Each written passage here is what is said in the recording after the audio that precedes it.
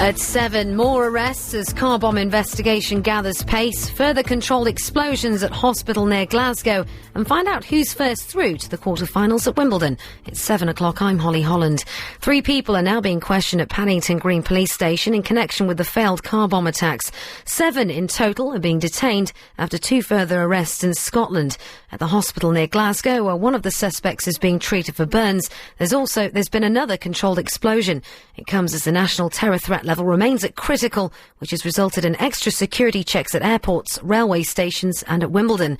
These passengers at Heathrow say they feel safer with the extra measures. Very reassured. We're safe, we're British, we're in good hands. So many police around and a bit of a police state, everyone's looking at you all the time, so if that's what we've got to do, then you've got to do that. I can't see any difference in security. I assume that it was going to be really bad, If you're travelling towards Heathrow or Reading from Paddington tonight, you can expect delays of up to an hour. Lightning hit signalling equipment earlier and 2 of the 4 lines are still shut. Network Rail has told LBC engineers are on site, but it's unclear when it'll fully reopen. Another lightning strike near Bedford is affecting services out of St Pancras. The 17-year-old faces a long jail term after being found guilty of killing a promising footballer outside his school in Edgware. Kyan Prince, who was 15 and played for Queen's Park Rangers youth team, was stabbed to death as he broke up a play fight. Hanad Hassan had denied murder but admitted manslaughter. He's been convicted after 2 earlier trials collapsed. A man from Pakistan who allegedly ordered illegal nuclear components has been extradited from London to Germany. Iqtidar Mahmood Dara is accused of ordering equipment to help Pakistan develop nuclear arms. The 44-year-old was arrested on behalf of authorities in Germany when he arrived here in April. In sport, Justine Hernan's the first player to progress to the quarter-finals at Wimbledon. Hernan could now face Serena Williams and says she'll have to be at the top of her game. When you play a quarter-final of Grand Slam, you know you have to be at your best level, so no one is going to give you anything. And it is a tough one, but when you want to win Grand Slams, I know how hard it is. I know it's going to be another tough thing for me this week, but I hope I will be at my best level. Serena went down with severe cramp in her game with Daniela Hantuchova. Williams was a set-up when the rain set in.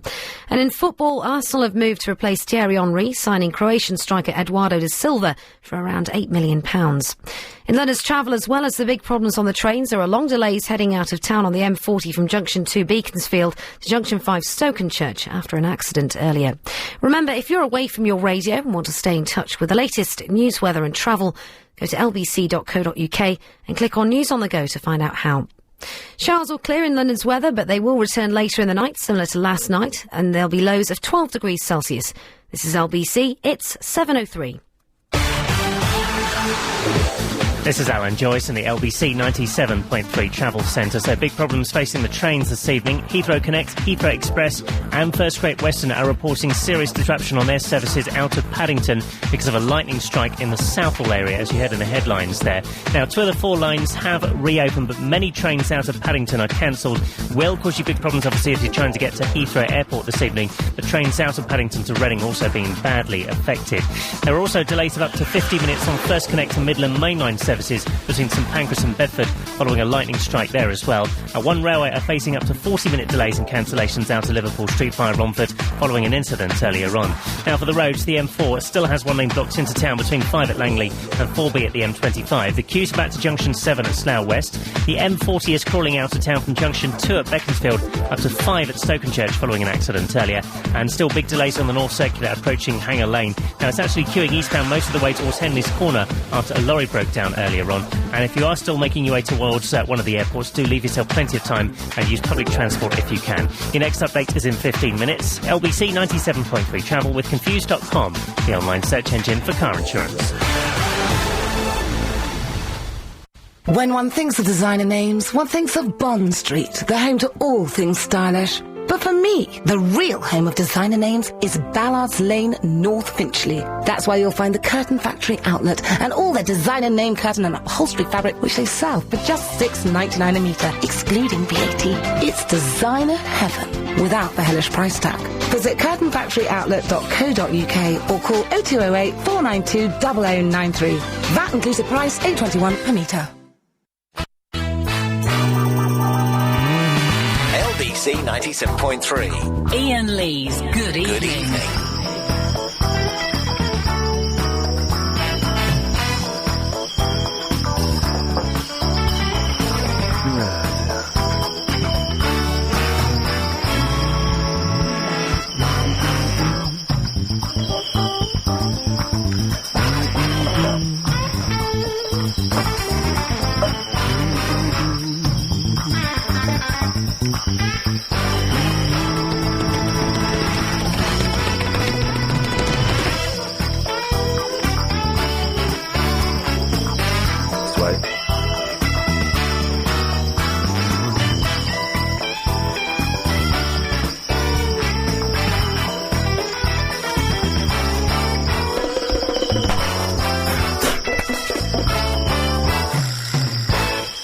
G'day, this is Wally Dingo with Aussie Rules Roundup.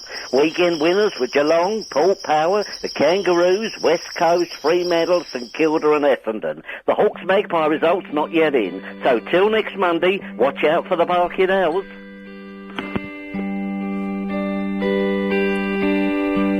17 billion and a half.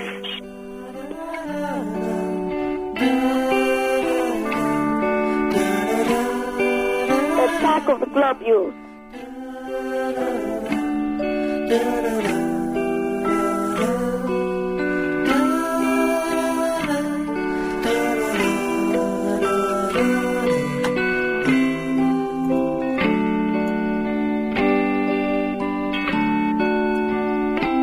Give us a call here at 0870-9090-973.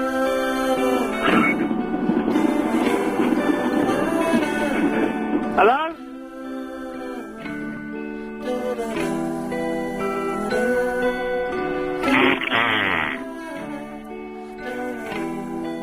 John Gaunt is my hero. Cutty!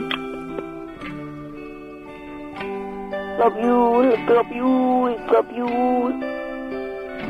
Globule, globule. Iain! Iain!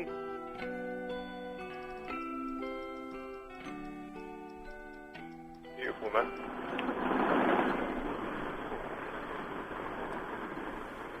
Yeah.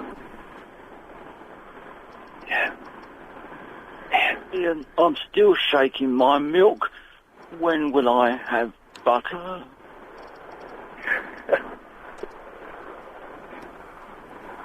Yeah. Love you.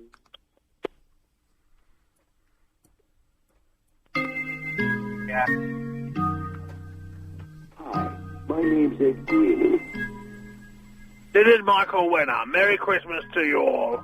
Hi, my name's Ed Green, and I'm a big fan of Kylie Minogue.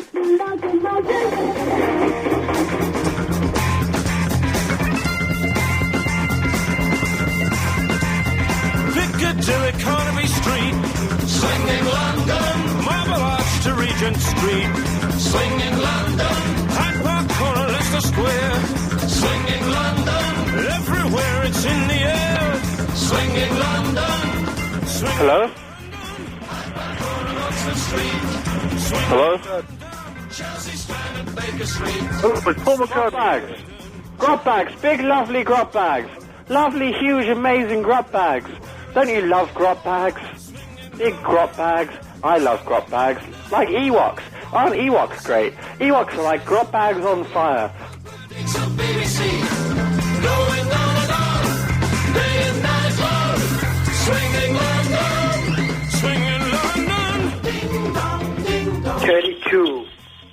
Ding ding dong. Ding dong, ding dong. Dong, ding ding dong. It's that bloody Indy again. Ding ding dong. Ding dong, ding dong. Dong, ding ding dong.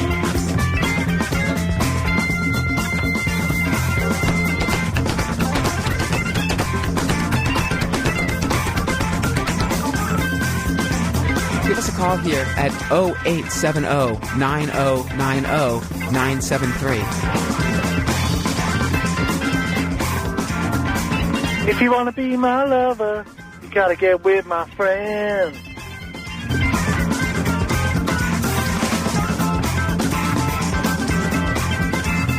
Action movies, theatre news. Swinging London. Reproduction, soul and blues. Swinging London. Revolution underground. Swinging London. Groupies, hippies, tramps around. Swinging London. Swinging London. Kings of fashion, Mary Quants. Swinging London. Disco. Snatch. Swinging London. Striptease shows, casino pubs. Swinging London. Bingo halls and playboy clubs. Swinging London. Swinging London. Northern, east and south and west. Barney Spot is still the best. Ronnie Scott will never rest. We're the Paxton, we're the Paxton, we're the Paxton, so silly.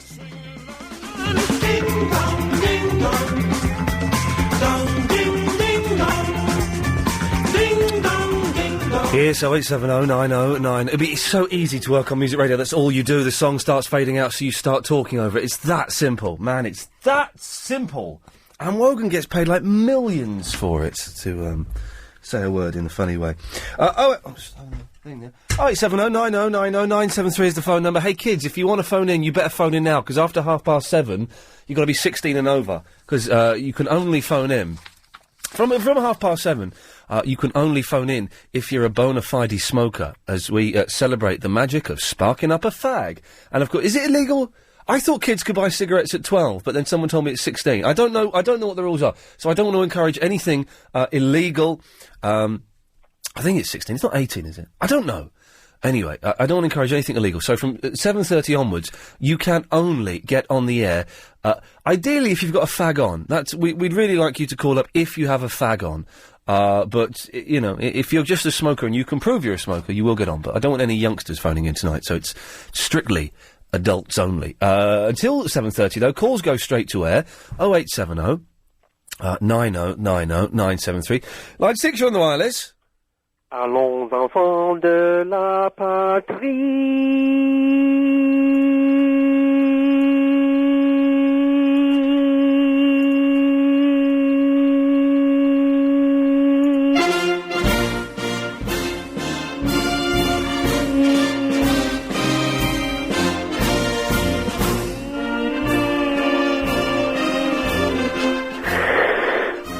Globule. It's good, the French national anthem. It really, it kind of rocks. And the drums, it rocks, man. Ours is rubbish compared to that, which is disappointing. Let's go to line 8. 8, you're on the wireless. Give us a call here on 0870 9090973. Hey, that's our number. Isn't that coincidence? Line 9, you're on the wireless. Hello. Hello there. Hello, I'd like to talk about not being able to smoke in pubs and all the different smells we can now smell. Okay. Like farts. Okay. Ideally, because I just had a really bad experience at my local pub. I'm afraid I can't let you on air to say that. Really? Yeah. Let's go to line 4, you're on the wireless. Hi, Ian. Hello. How you doing? It's Mark here. Listen, I just wanted to talk to you about hypnotism. You used to be a hypnotist, is that correct? I did used to be a hypnotist, yes. Right, well, I mean, I had hypnotherapy about 2 months ago to give up smoking, Yes. and it sorted me out. It was amazing. Yes. I've been intrigued by hypnotism and hypnotherapy.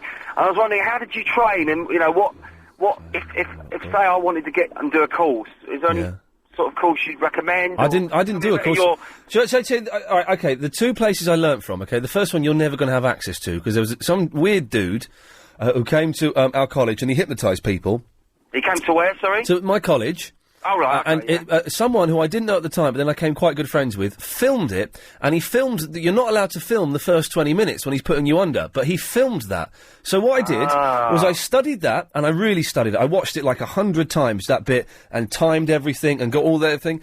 But if there is a book, whose name I can't remember, it's a really thin book, and the first time I ever hypnotised someone was by reading one page of that book out loud, and that was enough to hypnotise someone. It's the easiest thing in the world to do. And I mean, it's just brilliant. I mean, how did you find, like, being an entertainer doing, doing shows and stuff? Did you have a good laugh? I had a good laugh. There was a couple of, you know, I was doing it illegally without a licence. There was some loophole in the law at the time that said you could do it if you were pretending that's right. And then for research. Some people got ill and stuff, and they sued. Well, yeah, it was a weird time, and a lot of people got, a lot of accusations were made. I think most of them were untrue, but it's easy. Sorry. No, go on. I'm saying it's easy, and it is the weirdest thing when you put someone under and you find out they're not messing you around and they're actually under. It's the coolest thing.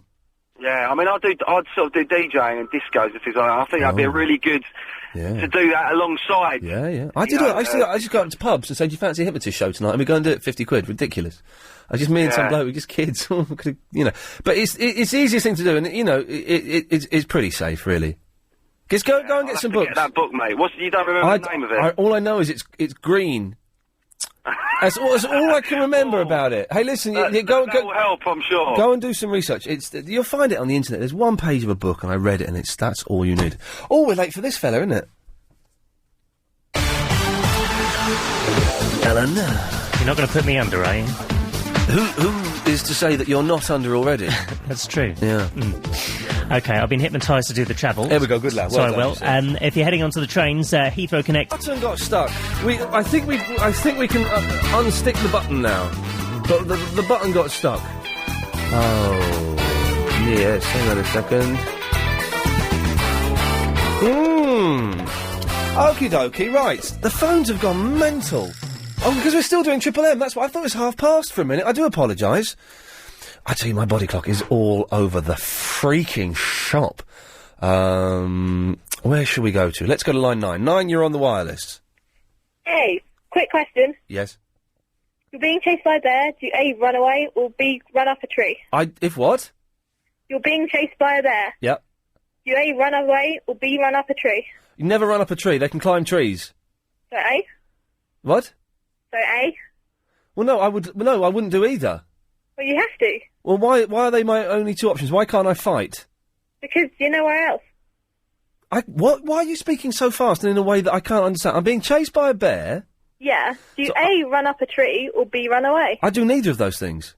Why? What would you do? Well, what you're supposed to do, and this is an actual fact, what you're supposed to do is lie on the floor. Now, I don't know if I'd be prepared to do that, but apparently, if you're being attacked by a shark, what you're supposed to do, and this is absolutely true, you're supposed to punch it in the face. You get your hand eaten? Well, that's the thing. You're supposed to make your fist and smack it in the face. So I would lie on the floor if I were being chased by a bear. Oh, fine. It defeats the whole object, but well. Oh, okay. Well, what's the object? Well, you've got to answer one of them, and then I tell you the answer. Well, the answer is I'm going to lie on the floor. Never climb a tree, because bears can climb up trees. Okay, so you run away. You zigzag. That's what you do. Or is that when you're being chased by a zebra? What? There's an... no, if a rhino is chasing you, you zigzag, because they can't turn very quickly. Right, never heard that. I think it's true. Yeah. And do you know what to do if a crocodile is attacking you? Yeah. And this is true. You put your hands over its mouth and you clamp its mouth down. Unless you're a really weak person and you couldn't do that. Well, if you're a really weak person, then you're going to be eaten by a crocodile, aren't you? Well, you'd be eaten by anything. Well, not by anything. Or most things. Well, no, again, you would not be eaten by most things just because you're weak. Or you'd be attacked by them then. I was weak once and I was hardly ever attacked. But now I'm big and strong. Sure you were. Okay, so for the fun to continue, I would run away. So you'd run away with a bear behind. Ooh, Ian. And that's, ladies and gentlemen, is what we were building to. That's what we were building to. Thank you. 5, you're on the wireless.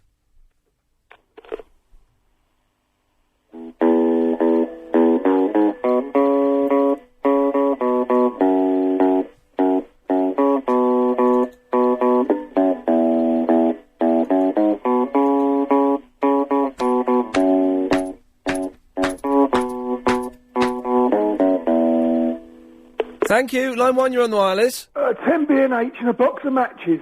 Okie dokie. We'll see what we can... Oh, I cut you off. I do apologise. Line 10, that was an accident, by the way. Line 10, you're on the wireless. Can you play the fish? Oh, this is the Chris the Fish dude. Yes. Is it you that's on the clip? Yes. It is? Yes. Is it really you? Yes. It isn't, is it? Yes. Can you play the fish? But, I tell you what. I will play the fish clip one more time, okay? Yes. I will never play it again until you call up with a decent... He's put the phone down. He's put the phone down mid-conversation. Oh, well, I won't play the fish clip then. Line 10, you're on the wireless. If you ever get attacked by a dog and it gets lockjaw on your arm, you stick your finger up its bum. Yeah, yes, that is true. Well, this is the theme of tonight's show, then. What do you do if you're being attacked by certain animals? So far, and I think this is true, if you're being attacked by a shark, you're supposed to punch it in the nose. This is absolutely true. If you're being chased by a bear, you don't climb a tree because they can climb trees. I think you're supposed to lie down. If you're being eaten by a crocodile or attacked by a crocodile, you're supposed to clamp your hands over its mouth. And I think you're supposed to tie its mouth up. And I think if you're being chased by a rhino, you've got to zigzag because they can't turn very quickly. So you can... This is all true as far as I know. 0870 9090 973. 6, you're on the wireless. If you're being attacked by a lion, what do you do? If you're in a what? Being attacked by a huge angry lion. Oh, that's a very good one. I don't know what you do for a lion, actually. You reach behind you for a handful of excrement, which you throw at the lion, and there will be excrement behind you. Okay, thank you. Let's go to line 10. You're on the wireless. Oh, it's Bucky singing I'm a Pony.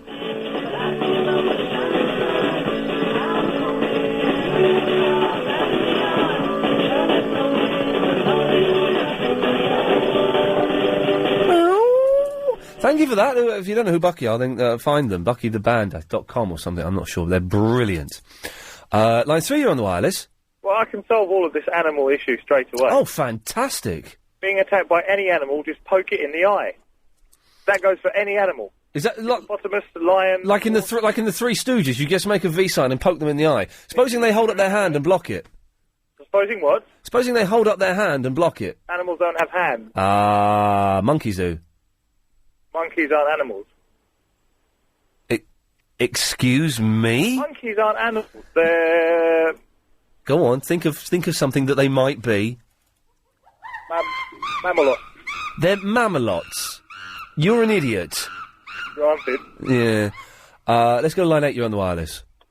What do you do if you're being attacked by a giant hamster? Okay, I don't want this to be a load of crap jokes. No, I just genuinely want to know. There's a fair chance I might be attacked by a giant hamster, and I'm worried about what to do. I honestly don't know. Can you put it out there and ask people? We'll put it out there. So it's turned into a bad stand-up routine all of a sudden. Something I'm more than familiar with. Line 9, you're on the wireless. Hello. Hello there. What do you do if you're attacked by a terrorist? Do you know what? I don't know. I may regret being born today. I don't. It's a feeling. Line 5, you're on the wireless. Half ounce of Golden Virginia and a packet of Blue Rizzlers, please. Okie dokie. I'm not actually selling cigarettes. Got to say, I'm not selling cigarettes at all.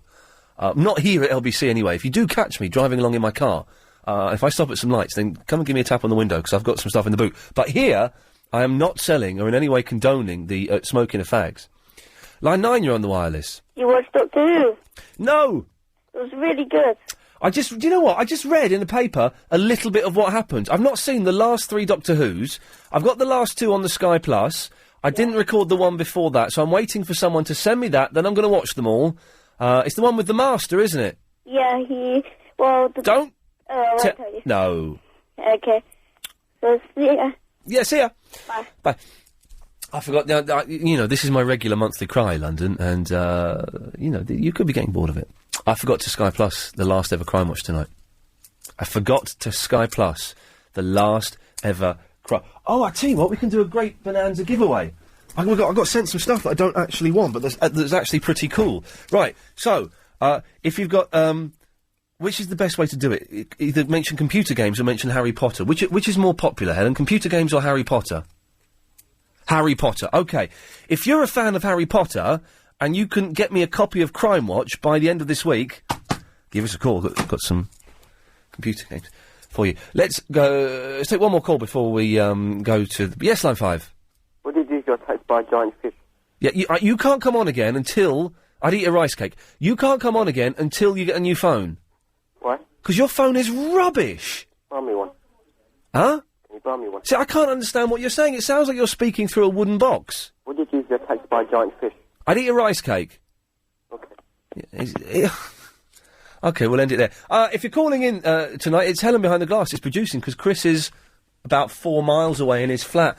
0870 90 90 973. Smokers only. I know you've been kicked outside, but you're welcome inside my home tonight. If you're C97.3. Iain Lee's Good Evening. 0870 90 90 973 is the telephone number if you want to give us a call. It's smokers only tonight. You've been treated harshly. And your lives will never be the same. You'll die at some point anyway, I think that's pretty much proven. But you're welcome here this evening. 0870 90 90 973. You can only call up if you're a smoker. Ideally, you should be puffing away to prove it, but if you can somehow prove that you do smoke the cigarettes, then you can come on. And we've raised the limit, the age limit. It's 18s. It's 18s only. That's right, ladies and gentlemen. 18s plus, adults only, on London's LBC 97.3. And hey, kids, if you're listening, you're more than welcome to listen. You see, you can spot the funny people who smoke and how rough their voices sound. It will be an advert, ultimately, for not doing it, because it's flipping horrible. But, you're welcome here this evening. 0870 9090 973. I do, if you're a fan of, if you're an adult fan of Harry Potter, and you can get me a copy of tonight's Crime Watch by the end of this week, then 0870 9090 973, because I've actually got a prize. You can win. Anyway, very quickly, let's do the Howler auction, because this week LBC is giving away a fantastic personal multimedia combo every day this week with the Howler reverse auction. And today you've got the chance to get your hands on a top-of-the-range Hewlett-Packard laptop and iPod Nano. Now, this bit's very odd. Okay. I'm not knocking this, because I've got a Hewlett-Packard PC, and it's fantastic. But it says, 1,000,000 times more convenient than a home PC, this Hewlett-Packard laptop is so light and compact, it can be taken wherever you go. 1,000,000 times more convenient than a PC? Really? That's fantastic. I want me one of these. Sorry, I'm getting a bit of a cough. You're bidding on a Hewlett-Packard laptop and an iPod Nano. Remember, it's the person with the lowest unique bid that wins the game. That's the lowest bid in pence that nobody else makes before the end of the auction at 11:30 tonight. To bid, you know all of this. You listen to me and Clive and Paul. You know how it works. You text LBC plus your bid in pence to 88821. So to bid £1.75, you text LBC 175 to 88821. Bids cost £1.50 plus your standard network rate. Lines close at 11:30pm tonight. Bidders must be over 16. See www.lbc.co.uk for full T's and C's. And remember, this laptop is 1,000,000 times more convenient than a home PC. That's what it says. 1,000,000 times more convenient. That's an amazing statistic to bandy around like that. I don't know where they researched it, but I believe those guys. Paul is in the archway. Good evening. Oh, there's the croak of a professional smoker. Well done. Well, yeah, that's about... Oh, listen to you. I love it. Not only am I going to smoke while I'm on air, but I'm going to smoke for the whole 3 hours. Oh, man, well, listen, you know that smoking is naughty and it's bad for you, but of course you know that because you're a grown man. Well, my packet says smoking clogs the arteries and causes heart attacks and strokes. Isn't that hideous? That's a hideous warning, isn't it? It's nice, but I'm all stocked up and I'm ready to go. Good lad. OK, so you got... How many do you normally smoke a day? Oh, I smoke a lot. I'm really? 32 now and I started when I was about 18. Oh, really? I won't say the brand, but it's roll-ups. Okay. And, I don't know, I smoke about at least one an hour. Do you know, I used to go out with the girl who smoked roll-ups, and I learnt how to roll the roll-ups for her. It's good. Isn't it? It's a satisfying feeling rolling a roll-up. I did try one once, and it was hideous. I didn't enjoy it at all. But the only... Sorry, go on. No, go on, fella, go on. I was going to say, the only bad thing about it is you should see my forefinger and middle finger. Well, my granddad used to smoke roll-ups, and he had yellow fingers, horrible yellow fingers. Yeah, it's not good. Yeah, it's not good. But that's what I'll let you know. And I've got to apologise to the lady when I phoned in because I did have a little bit of a rant about letting non-smokers on so far, but I didn't realise it was Triple M. It's the Triple M the non-smokers are on to, but for between now and 10 o'clock and the lady you're referring to, sir, that's Helen behind the glass, who's sitting in for, get this right, Agent Chris, my usual producer, he's on holiday. Right, have a guess. He's on holiday for 2 weeks. Have a guess where he is. I'm doing nothing. He's at home. He's 5 miles away. It's 20 minutes. Well, I'm going to try and persuade him to come in and help out one night. That's wicked, isn't it? But I'm going to use a little bit of emotional blackmail and try and persuade him to come in one night and just make the tea and stuff. Yeah, I think you should. Yeah, and hang out and maybe we'll get him in. Can we book? I wonder if we can book Chris. Can we book Chris as a guest? Can we get Agent Chris in as a guest? That's got to be doable, isn't it? And just asking him how he... Oh! Speaking of guests, Paul... Go on. Have a guess... Now, this is fantastic. Have a guess who we've got coming in this Thursday evening. I need to get the appropriate music for this. Hang on a minute, because this is... I've been trying to get this fella for absolutely ages, and we Don't tell me, finally... Frank Sidebottom again. And he's in on Sunday, did you hear him? Yeah, he was brilliant. He's good, wasn't he? Yeah, he was really good. I think he might be coming in, maybe this Sunday as well. I'm not sure. He might be popping in for a couple of times just because he's in town. But no, this Thursday. Go on. The 5th of July. Go on. At 8 p.m. Yeah. on London's LBC 97.3. Yeah. We have, from America, Go on. Joe Lavens. Who? Joe Lavens. Joe Lavens. I've never heard of him. Joe Lavens. Lavens. Give me a clue. Give me a clue. Well, actually, he's not that famous. I'll be honest. He's a ufologist. Oh right. And yeah. he's an American. He's into all the paranormal, but he's primarily involved with UFOs, the study of UFOs, and potential government cover-ups. Oh right, now you're talking. In the world Yeah, of UFOs. That would be good. That will be fantastic. And if it works, I think we're going to do a regular slot, not with him, but with different people, talking about the paranormal. How do you feel about it? I mean, are you going to rip him, or are you going to? Are you into it? A lot of the paranormal, as we all know, has scientifically been proven to be a load of old guff. Well, it's all rubbish, crystals, spiritualists, and psychics. We know that's all made up. You're going to show him to be a fraud. But I must tell you, Paul. Go on. The UFO. I have seen one. Yeah. Oh, God. I saw it. This is absolutely true, and I don't really say this very often because people go, "Oh, he's just making it up because he's trying to be clever." Go on. When I was 15 years old, yeah, me and a group of my friends were camping in Brecon Beacons. Yeah. And we were, joshing around as lads do at 2 o'clock in the morning around the campfire. And we looked up in the sky. And we saw what can only be described as a UFO. Rubbish. No, I swear to God, I swear to you, Paul, that is absolutely true. Yeah, what did it look like? Well, listen on Thursday. I'm going to describe it to Joe Lavens, and I'm going to see if he recognises it or if he can shed any light on it at all. But which is genuine. Thursday, I'm not a fan of the paranormal, but and if we do get any psychics or anything in, I'm going to play hardball with them, and I'm certainly going to put them in their place. But Yeah, I hope so, because, these people, they really need to be put in their place. they do. If someone can come in, if someone can come in, right, and can sit the chair I'm pointing at now, and can say, well, Ian, your granddad is sat behind you, and his name is such and such, and he died on this date, and he's got a box hidden somewhere, and he told this to you when you were... If someone can come in and do that, I will be a step closer. I will be a step closer to believing it. But if someone comes in and goes, Ian, do words mean anything? Words? I'm getting words. Do you work with words? Do you read words? Can you say... someone does that, get out. But if there's someone who can say, right, your granddad was called this, he married your nan then, and your nan, when you were 7, you sat on your nan's lap and she told you this, and only you and her would know that, that would convince me. But Yeah, this same fella, here. Joe Lavens, he's fantastic. There's a few videos of him on the internet lecturing around the States. He's got a book coming out. So this Thursday, Right. he's going to be on the show, and it's going to be fantastic, Paul. I'll tune in. I'll research now, actually, and check him out before he comes on. Okay, good lad. Please do. Please do. Thank you very much. That is a Thursday show. It's going to be a corker, and we. Do you know what? Chris is away. Okay, as we said, it's Helen producing the show. We've got a themed show tonight. We've got a themed show Thursday.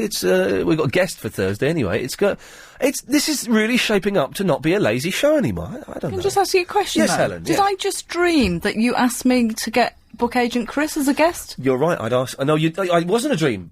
I would like to book agent Chris as a guest. Okay. Do you think that'll be interesting? Ah, well, now that's a different thing altogether. Yes, I do think it'll be interesting. Do you know what? No one's mentioned this. I'm guessing maybe nobody's heard this. But on Sunday nights when we come in and do the Triple M, sometimes the Best of Clive Bull is on before us, and sometimes the Best of Clive Bull is like a minute and a half short, 2 minutes short sometimes, because whoever edits it is a muppet. It's not Bob, is it? Who does it? If it's Bob, then it's done excellently. But if it's someone else, they're a muppet. So it's like 2 minutes short. And so what me and Chris do is me and Alex and Chris. And no, I'm guessing maybe no one listens. I don't know. But we come in here and I interview Chris about how he got into radio. And it's like an ongoing thing. We've done about 5... Yeah, I've done about 5 of them. Where we go, so Chris, how did you first get involved in radio? And then when we, so last week you told us about how you moved to London. What happened then? We just do an interview, like, really straight. For 2 minutes, it's good. Anyway, no one's emailed in, so I'm guessing they've never heard it, so it's a waste of our time. Debbie is... yes, hello, Debbie. Oh, God, I was dreading you were going to say that. What, your name? No, me actually going live online. What? Oh, sorry, on the wireless. You phoned in, you've been sat there for 8 minutes. I know, I've attempted to ring you so many times, but tonight you're on the subject of smoking, that's my subject. Yeah, we're there, baby. Although I think I might be the, the female bottler. what? No, you can't bottle it, you've just come on the air, you fool. I'm close. Well, have you got a fag on? Oh, yes, Marlboro Red. Well, that should be calming you down, shouldn't it? Oh, they're the strong ones. They're the strong ones, aren't they? Really strong. They've got a Can't kick you to tell by them. my voice? Well, you sound vaguely feminine for a smoker. Do I? A friend of mine, a friend who was a girl, smoked really heavily, and she gave up. And I didn't see her for a while. Then, 2 years later, I spoke to her on the phone, and I didn't recognise her voice because it had gone up octave. Would it have gone up 2 octaves? I don't know what an octave is. It went up 2 levels. I don't think octaves because then that'll be from there. But it was. Her voice went up 2 levels that only I can understand but can't explain using words. So you're telling me I don't sound like a smoker? You do sound a little bit nasally. Really. I think I've got a smoker's cough, and I don't smoke, but I've been waking up recently with a real hacking cough. And Iain, changing the subject somewhat. Can I just say, you had, what's his name? And he was talking about your hypochondria. You are a hypochondriac. Excuse me? Well, it's not hypochondria. When I wake up every... He came on and gave that show, and I tell you, I hadn't picked up on it. Who? Until then. Mr. Sidebottom?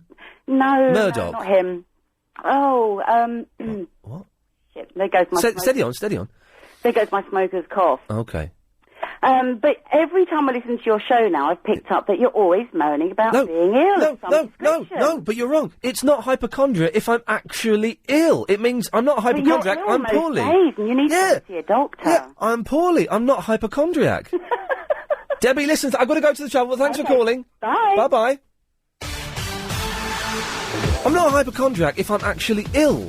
Are you ill? Well, yes, I am ill. Oh, yeah. I won't discuss it now because we've lost the regions and they won't be able to join in, so No, I'll that's discuss true. it Yeah. when I get back. Isn't it exciting that when I'm talking to you, Alan, this is like the old days before we went DAB, and this is hardcore London listeners now. So you can say anything you like about the North. Now, go on, say something about the North. It's a dump, isn't it? The North, I'm not being funny, right? And we can't say this because we'll get told off. But the North is a dump.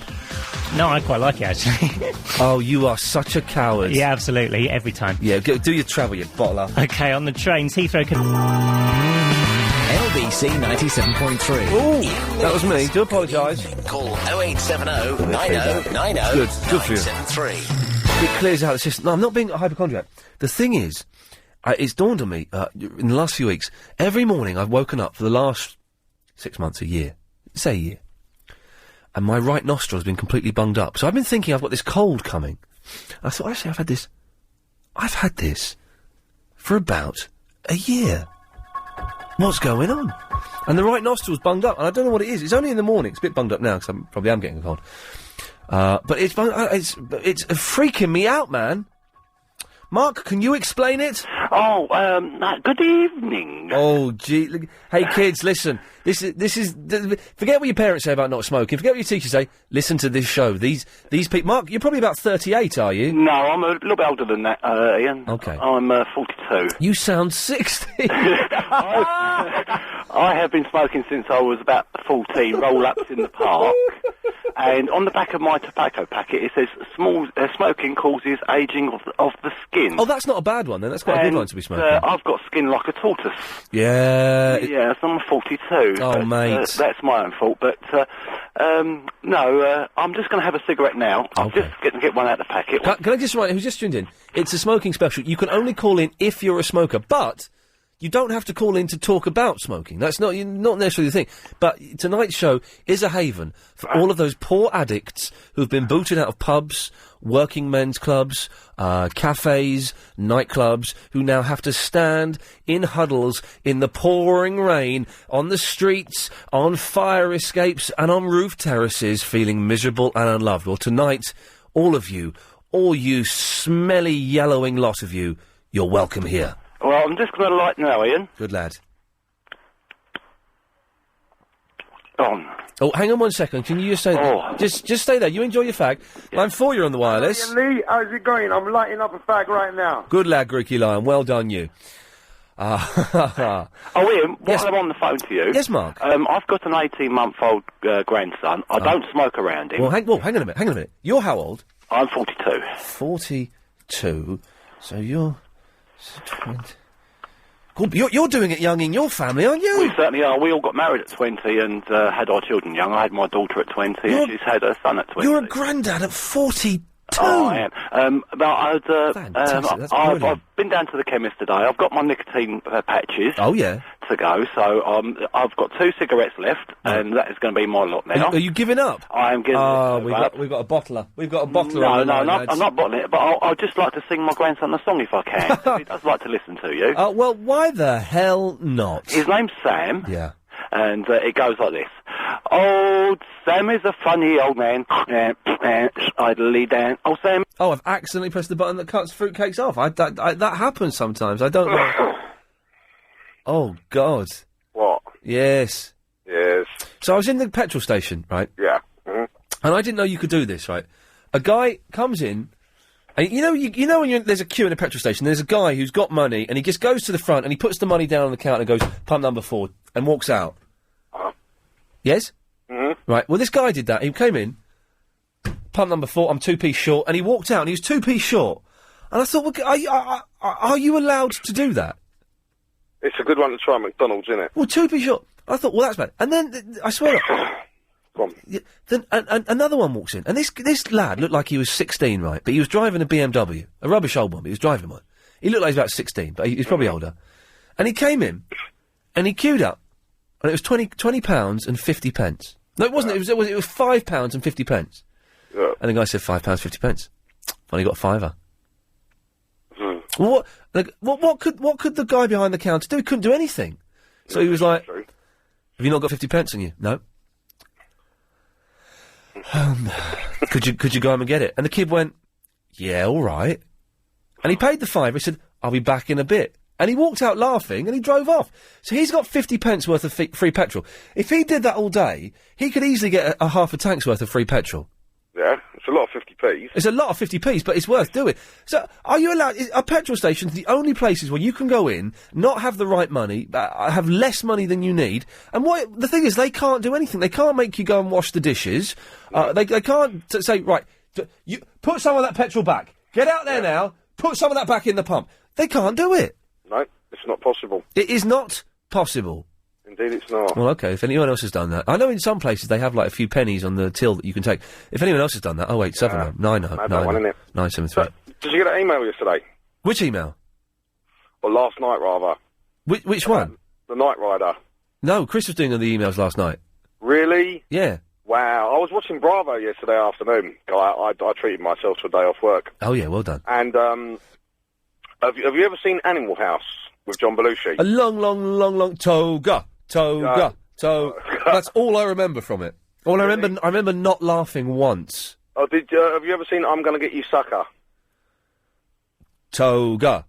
No, I don't think I have seen it. There's an actor out. There's an old American actor out there called Vernon, and he played the dean in Animal House, and he played Mr. Big in I'm Gonna Get You Sucker. Yeah. You'd know him if you see a very distinctive face, very distinctive voice. Yeah. But basically, he was the fella who was responsible for Michael Long getting killed, which is why Night Industries 2000 got him, saved him. If anyone doesn't know what he's talking about, he's explaining the plot of the pilot episode of The Knight Rider. Carry on, Lurkia. Well, basically, in last night's episode, or the episode that was broadcast yesterday afternoon on Bravo... Yes? He was making handheld laser guns. Who was? Knight Rider? This Vernon fella. I'm going to get you, sucker, yeah. Yeah, this one. And they were using a toy company to front the making of these handheld laser guns. It wasn't Globotech, was it, who are taking over this? No, it wasn't. No, It wasn't. The toy company was called Triple M. Oh, freaky. I'd like to say I stole it from there, but I didn't. No, you didn't. No, but that's what cool. I'm saying is, yes. you can get hold of a copy of that. You've got Kit, Michael Knight, the Hoff. Yeah.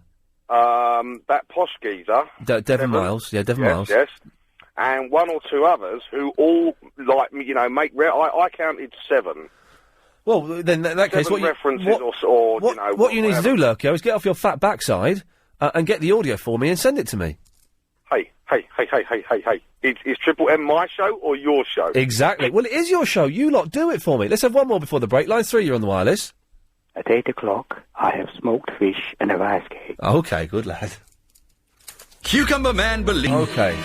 It's been brought to my attention by the producer, Helen Behind the Glass, that some of you... You're only allowed on tonight if you're a smoker, okay? 18s plus tonight. No kids. Can't have anybody under 18. Kids. Like 15-year-olds are kids. But you can only call in if you're 18 and over. But you must be a smoker. Now, Helen has spent many, many years around smokers. I don't know what that means. But what I'm trying to say is she can recognise a smoking voice. She's devised a series of tests that you're making some people go through. Is that right, Helen? Well, there's 2 tests. Yeah. One I can reveal, which is basically asking people to breathe in. Okay, there's the in of a non-smoker, and breathe out, please. And the other test, which I can't reveal, but it's very obvious if you are a smoker. People who don't smoke never say this phrase. Oh, okay. So there's 2 things. So I'm you know. All right. So no one's. Everyone that's called in tonight has been. I think has been puffing away on the air and has definitely had that. Croak. That's what we're looking for. Okay. Excuse me. So don't try and do a fast one on her. All right. She knows what she's talking about. James is in the Romford. Hi, mate. You all right? I'm good. How are you? Yeah. I've just took one out of the window. Am I meant to be actually physically smoking? No, if you've just had one, that's fine. But ideally, we want people to be smoking tonight, partly because it will show the kids how bad it is, but... Right, I'll have another Marlboro Light then. Well, hang on, whoa, hey, I'm not encouraging you to spark up. No, it's all right, I don't mind. Okay. I sometimes need one when I'm talking to you. Oh, okay, really? We had this last week, the people who get nervous phoning up the show. Triple M syndrome, told you about it. Triple M syndrome. Hey, did you hear it last night? Well, yeah, of course I did, yeah. I was out and about, so I didn't really have time to phone in, so... Some good bits and pieces last night. The podcast isn't up. I don't know where the podcast has gone. Is it up now? It should be up now. Okay, right, fine. Anyway, James, what can I do for you? Well, a couple of things, really. I just wanted to quickly check. Did you get my email? I sent it this morning. Which email was that? From Aston X, it should be. Oh, yeah, but I can't get the guy on the show. Oh, really? I want to get on X League TV, the computer games channel. Yeah, you can do that. But right. He's the direct link to them. I'm not involved with them. He's the one that he basically helped them set it up. He's sort of in control. I'll have a look into it. The thing is, though, I appreciate it, but it might be a little bit geeky in inverted commas. Well, I thought, Chris is away. You know? Well, Chris is away. The geeks should be running all over the shop and running around, and I would love nothing more than to chat to him. But I realise that some of my listeners might go, what frequency is Talk Sport on again? I don't know. Yeah, but Xbox and X League TV, it's a cool thing. I know it's a cool thing. We'll think about it. James, what was the other thing, very quickly? Oh, yeah. You missed Crime Watch. You forgot to set your Sky Plus. Yeah. Have you got a phone that can get internet? No, I've not set that up on my phone yet. Right, okay. You've got access to the internet there, haven't you? Yeah. In about 2 minutes, if you go onto Sky... Oh, James, I've tried it before and it was way, way too complicated. But thank you for that. More of the calls after this. LBC 97.3. Iain Lee's Good Evening. Good evening. Just looking for something on here, don't worry. What? Oh, Elton John here.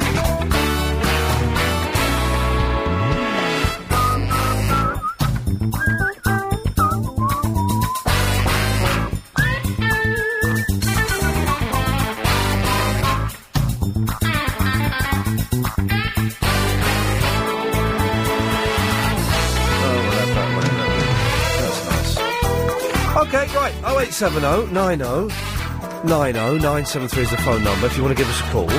It's a smoking special tonight. You can only call in if you're a smoker. Now, we are sticking to this rule very strictly. And I was just behind the glass. And I saw Helen take 2 calls. One call was a guy who can get me on X League TV, which is this thing I really want to get on. It's where they play computer games on telly. And Helen went, okay, right, okay, what's your name? Yeah, what's your number? Right. Are you a smoker? No, I'm afraid you can't go on. You cut him off, which was brilliant, well done. And then another guy phoned up to complain that we're encouraging smoking this evening. And Helen went, okay, what's your name? Are you a smoker? Well, no, of course I'm not a smoker. Afraid I can't put you on then. So that's it. If you do think we're encouraging smoking, which we're not, you can phone up and complain, but you have to be a smoker, you see. And just saying you're a smoker isn't good enough, because Helen has got a couple of tests that do work. So beware. 0870 9090 973. We're not just talking about smoking, though. It's just a smoking room that we're in at the moment. We're not talking about the smoking. That's not necessary. It's good down there. We do a podcast that. You can talk about the smoking if you want, but there are other things that we're mentioning. First off, I need... Ian, sorry, yes, you got any smoking room sort of lounge music? Oh, do you know that? I don't know what kind of music would be in a smoking room. Hang on, let's see if we can... what kind of stuff would it be? Would it be this? No, that's not smoking, is it? No, that's Diagnosis Murder. The Crime Watch! What's this? No, that's too jaunty. What do smokers listen to, Helen? I don't really know. What's you got? That's quite smoky, isn't it? I don't know. I don't really know. I don't. Oh, I know. Smokers listen to jazz, of course, don't they? They all listen to jazz. There we go, that's better. That's smoky. And everyone's puffing away on their roll-ups. Disgusting. So, welcome to the room. We are looking as well, I know I've made this difficult for myself. If someone can get me a copy of the Crime Watch from tonight, before the end of the week, I've got Harry Potter computer games to give away. One for the Wii, one for the PlayStation 3, and one for the PSP. I've got them. I don't want them. Don't like Harry Potter. But if someone can get me a copy of Crime Watch before the end of the week, on video or DVD, God damn it, you can have one of those. 0870 9090 973 is the phone number. Let's go to... it's Lorraine in the Muswell Hill. Hello. Hello, Lorraine. How are you? Excellent, thank you. I'm very tired, but excellent. You're always bunged up when you first come on the show, you know that? I'm always bunged up in my right... Why is it my right nostril that's always bunged up in the morning? Well, you should know. Well, I shouldn't, because, hey, guess what? I ain't a doctor. Oh, no, never mind. Well, there we go, then. That's why... How would I know? It's like saying, why has my leg fallen off? Well, you should know. I don't. And now you're going to tell me that that's why my voice sounds the way it does, because I smoke. I thought it's just because you're mental, but I'm guessing you are a smoker. Don't start on me. You are a smoker? I am, yeah. Okay. There is something... Smoking is bad and it kills you and it's not good for you. But there is something vaguely sexy about a hot woman smoking a cigarette. Not sexy. Oh, I think it is. Yeah? Yeah, I do. But I think that's because I come from a slightly old-fashioned world where, it was considered sexy to be a smoker. In the 80s, it was still, even though the anti-smoking message hadn't really kind of started, and it was considered vaguely sexy then. We weren't all politically correct then. I don't think we're not all politically correct now, are we? No. I don't think anyone's I don't even know what political correctness doesn't exist. Definitely, you never hear the end of it these days. But it doesn't exist. You only never hear the end of it if you listen to rubbish radio programmes and read the Daily Mail. They're the only places that talk about it as though it's important and actually has an impact in the world. It has no impact whatsoever. I hope not. Well, don't hope, baby. It ain't. Have you? What have you got in your boot? In my boots? You said you had something to give away to smokers in your boots. I was pretending I had some knockoff hooky fags to sell, when of course I don't. Why would I do that? Well, I don't need to do that. I'm a success. I'm a moderately... I used to be a successful broadcaster. I don't need to sell dodgy smokes from the back of my car. For God's sakes, officer. So no, I'm not going to let you look in there. You're nutty enough to do it. Were you really a hypnotist? Yeah, I did it for ages. You serious? I did it when I was at college to make cash. You're messing around. You type that. No, I did it for a few years, and I used to go to pubs and clubs with my friend, and we'd turn up and say, "Do you fancy a hypnotist tonight?"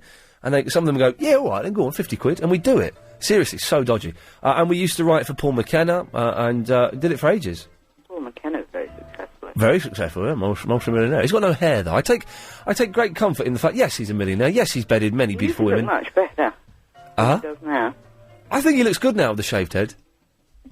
say? Anyway, I used to hypnotise people, and it wasn't until years later, right? I wasn't very successful with the ladies at college, and during college I used to if ever there was a party, if ever there was a party, I can't hear you. I saw you on YouTube.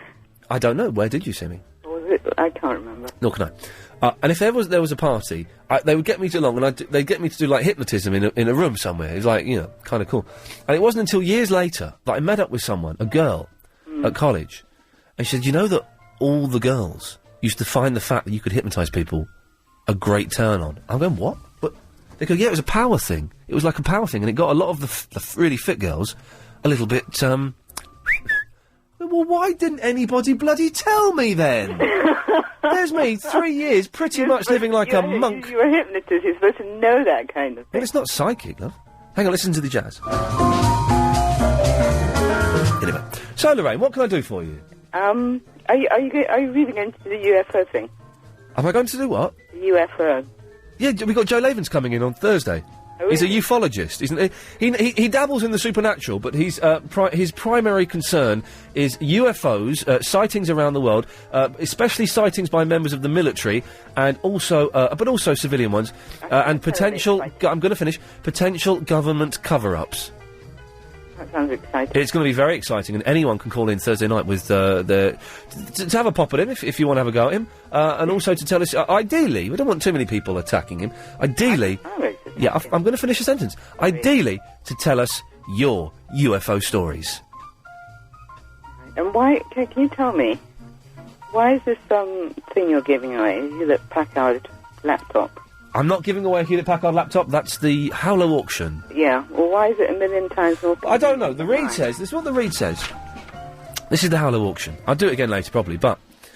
It's a million times more convenient than a home PC. This Hewlett-Packard laptop is so light and compact, it can be taken wherever you go. 1,000,000 times. I don't want to more carry convenient. It wherever I go. It's I can't even because my PC is convenient, but you're telling me there's something that's 1,000,000 times more convenient than that?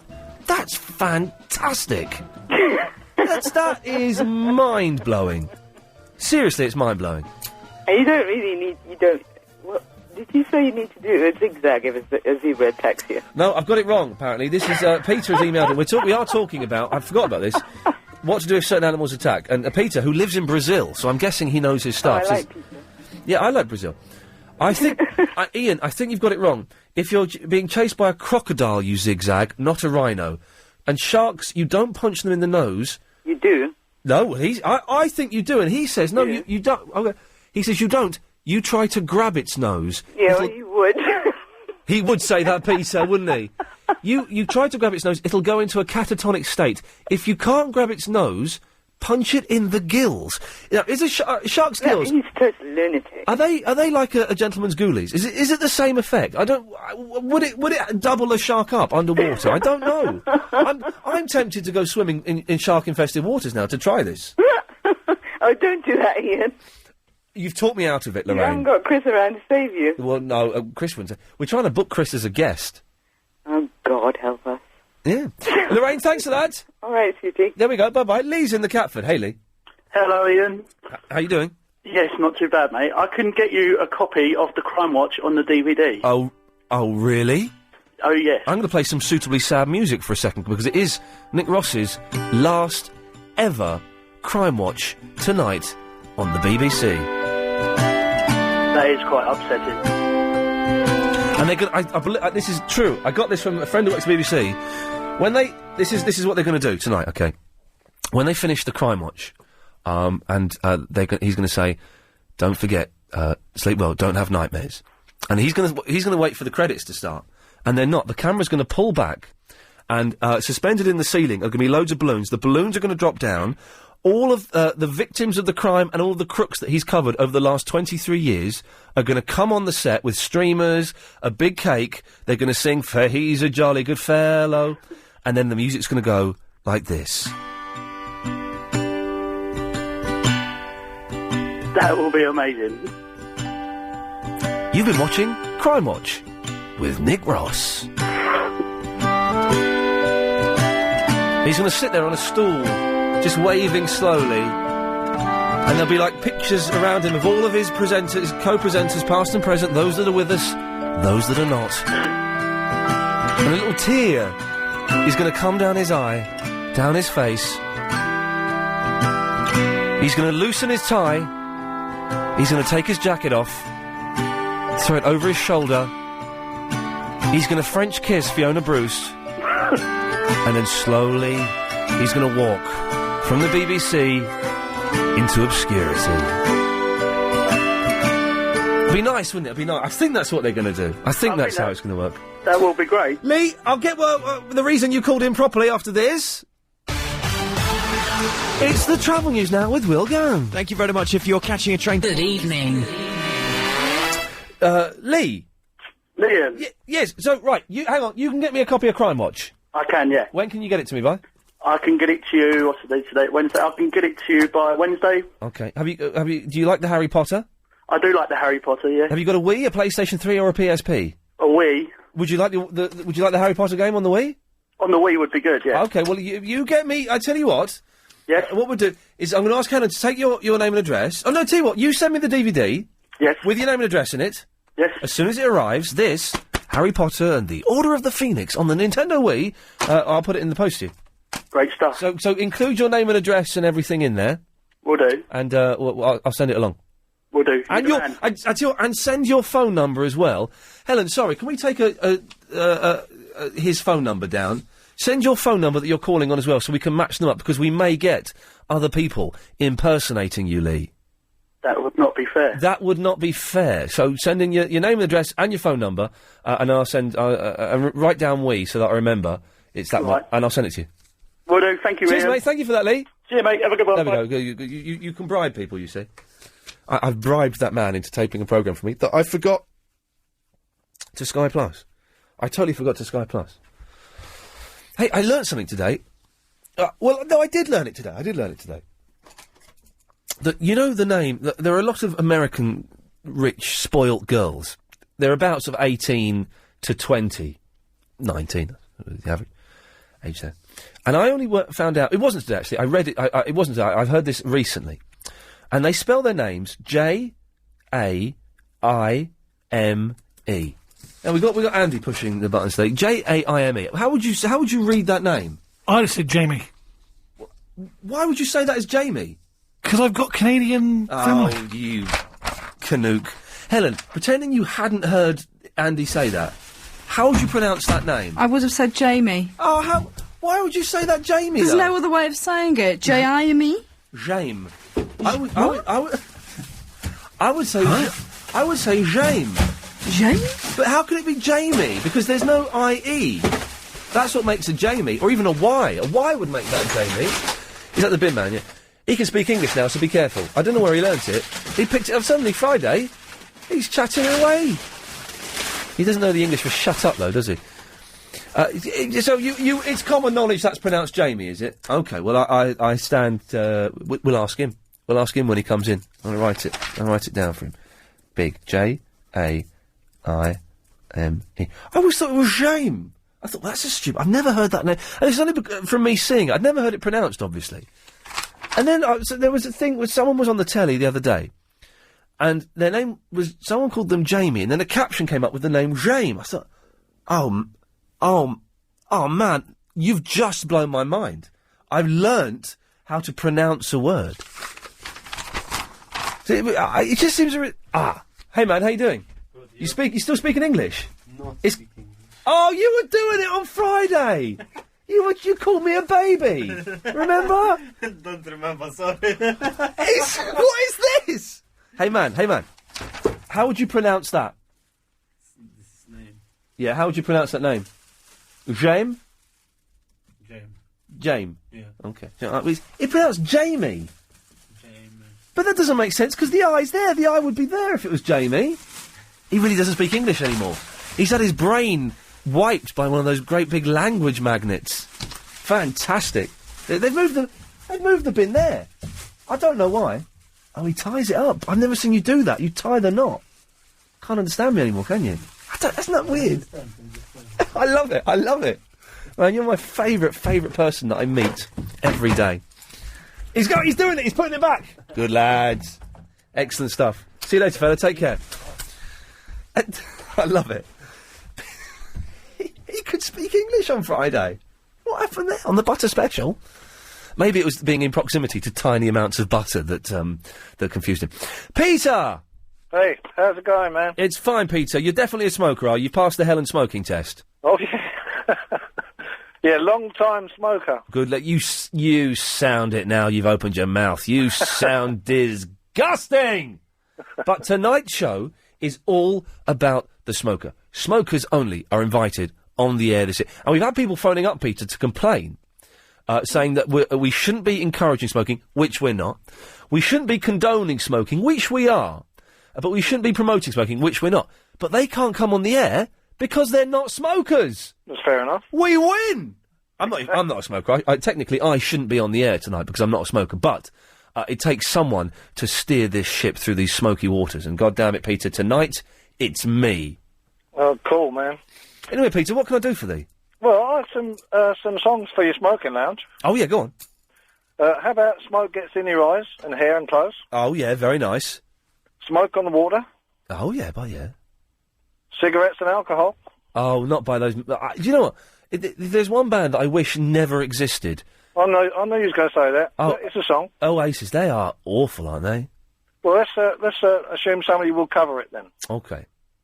And how about... Rod Stewart covered it once. Do you remember that? Oh, he'll do. Rod Stewart covered Cigarettes and Alcohol. Did you see Rod Stewart at the Lady Di knees up?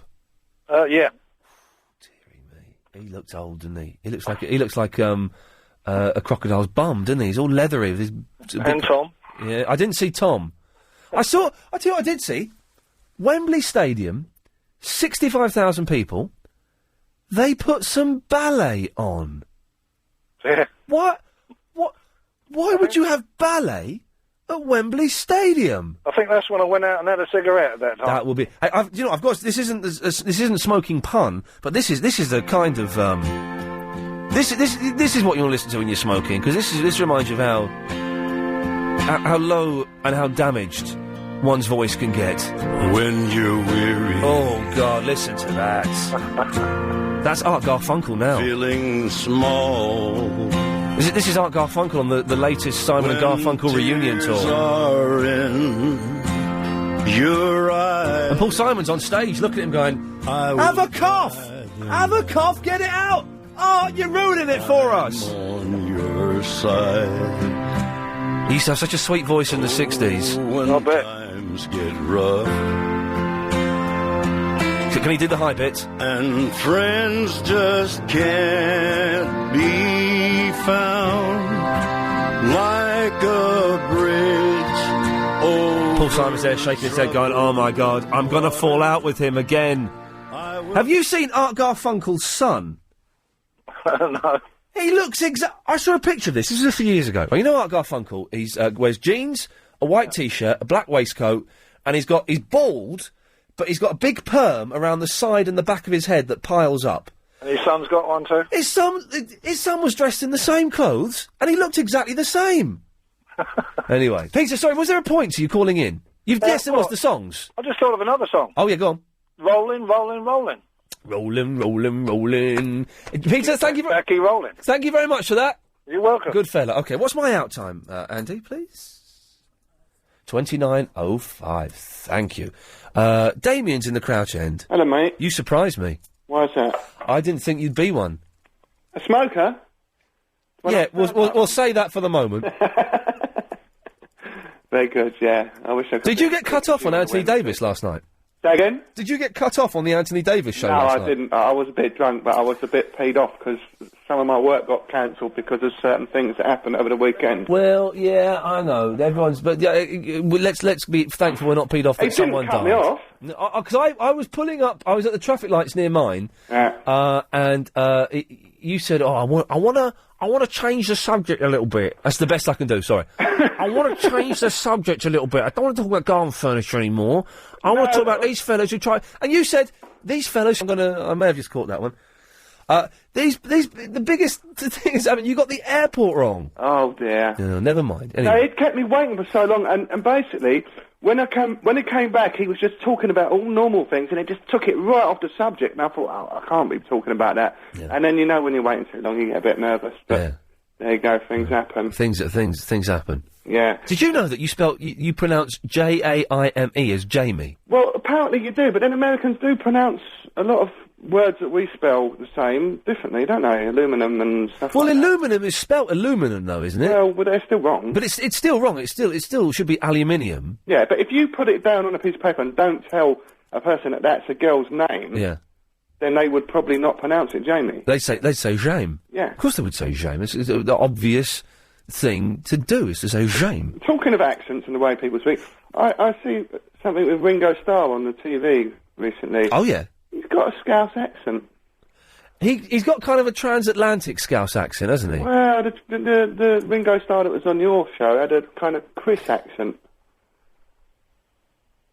the other day.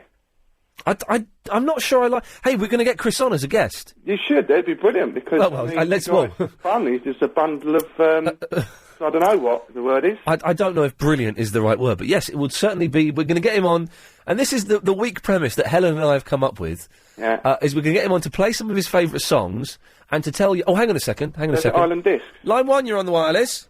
I've just farted and burnt a hole in my trousers. Oh dear, thank you, Helen, for the tip. We're going to get him to pick some of his favourite songs and tell youngsters how to get involved in the radio business. Well, let me know when that shall be, and then I'll be busy. Okay, do you know what? I'm going to try and be busy as well. We're going to try and get him in. No, I think that'll be quite, quite groovy. Yeah, indeed. Anyway, who was the guy that rang up and said he'd get you a copy of Crime Watch? Lee, was it, or someone? Yeah, Lee, watch out, mate. You'll send him the copy of Crime Watch, and you won't get your prize. I'm still waiting for my T-shirt. We have been getting on well recently, Ian, and I know I was about to be invited around your house. There was a postal strike on Monday. I'm gonna blow it all out. There was a postal strike on Monday, and when it phones up, anyway, the prizes aren't. Well, somebody who works on the Nick Ferrari show came up to me today and said, "Oh, a friend of a friend of a friend of mine wants his broken mug." I'm like, it's nothing to do with me. I just sit there and say the words. Chris does all the hard. The what? Damien, I've got to go. Okay. Thank you. I'm getting attacked left, right and centre. More of your calls after... Oh, it's 8:30 already. I always choose my cars for pragmatic reasons. Oh, dear. It's 8:30. I should, let me just find, let's flag this up, shall we? There are hardly any calls because it's the dead hour. Yeah, okay, it's, I've not heard that one before. It's a little bit camp. It's supposed to be evil, but it's not. It's the Smokers Special this evening. 0870 90 90 973. I'm getting bunged up. I'm getting a cold. I tell you what, I'm going to use this tonight. Although it really hurts. And have I got it in my bag? I wonder. No. There's this stuff you can get. This First Defence from Vicks, and you spray it up your nose. And it's supposed to, if you've got the symptoms of, like, the first twitches of a cold, you're supposed to spray it up your nose. And it stops you getting the cold. And it's hideous stuff. It burns. It's absolutely hideous stuff. But I'm going to have a little shot of that, tonight. 0870 90 90 973. You can only come on the air this evening if you are one of them smokers. Now, the calls have kind of quietened down a little bit. Now, is this because it's the dead hour? Yeah, probably. That's contributed to it. Is it because we're doing a smoking special? Well, I would have thought we would have been inundated with callers who are smokers who want to get on the air, because this is the only safe place for smokers to come and hang out this evening. But no, maybe you've all given up smoking. Is that really? I heard somewhere that in Scotland, where they've had the smoking ban for longer, that smoking, the number of cigarettes has increased that have been sold by 6%. I don't talk sport. So it must be true. So maybe, I don't know. Well, I've got 2 callers lined up who are claiming to be smokers. After that, stuffed, really. Oh, it doesn't matter. What's the fine 22? It's Betty. Yes. Is that really Betty? Yes. Well, you sound about 15 years younger. Do I? Yeah. Oh, thank you. I don't feel it. Is that our Betty? Yes. And I'm a smoker, you know, I told you. It doesn't sound... Does it sound like Betty? It does to you. It doesn't, does it? Betty, it doesn't sound like Betty. Oh, do I sound better than what you say I sound, Cockney? You don't, you sound a little bit posher. Oh, do I? You sound quite a bit younger. Oh, thank you. You don't sound as rough. No. And as common. Oh, thank you very much. But I'm confused. It genuinely doesn't sound like Betty. Oh, well, it is. Oh, And you're Ian, and I'm waiting for your letter so you know who I am. Okay, well, you could have just heard Betty say that on the radio. No, it is me. I'm in bed, and you know I wait till after the news Yeah. so that I can get on. Okay, but Betty says that as well, so you would have heard her say that. No, it is me. Tell me something, Betty, that only Betty would know. Yeah, all right, ask me something that I would know. I was in your show. Well, yeah, but Betty would know that. Everyone would know that because they would have heard Betty doing it. Well, as a matter of fact, I rang a friend today. Yeah. Whose husband is died. Oh, okay. And it would have been his birthday yesterday. Yeah. But I said I won't send a card and money for flowers because he died on the 24th. So I said, you'll hear from me because I've got a card thinking of you. So does that sound like me? That proves only you, Betty, would have known that. You know, I heard you on LBC. She said, in a play, and you were Mission Control. She won't be saying that she heard you tonight, though, because she won't recognise you.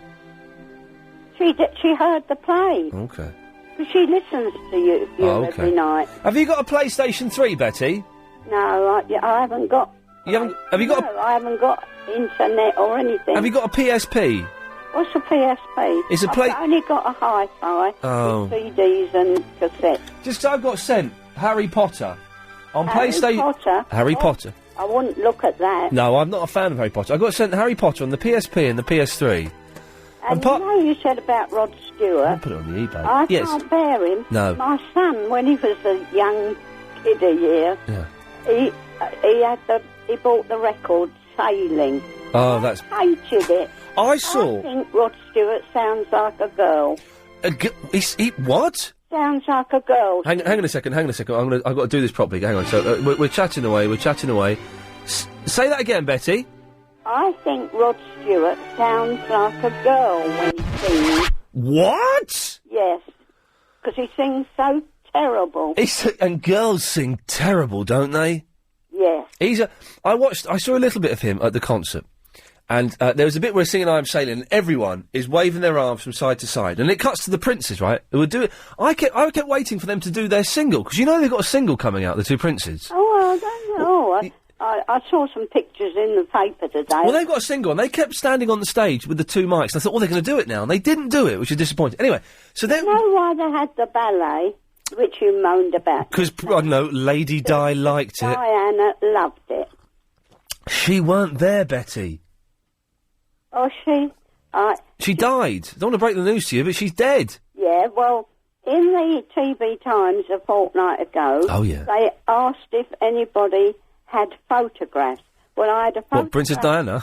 ...of their engagement, and I had a They are hard to come by, photograph aren't of they? their wedding day. So I sent them to TV Times, and in this week's TV Times, my engagement photo's in there.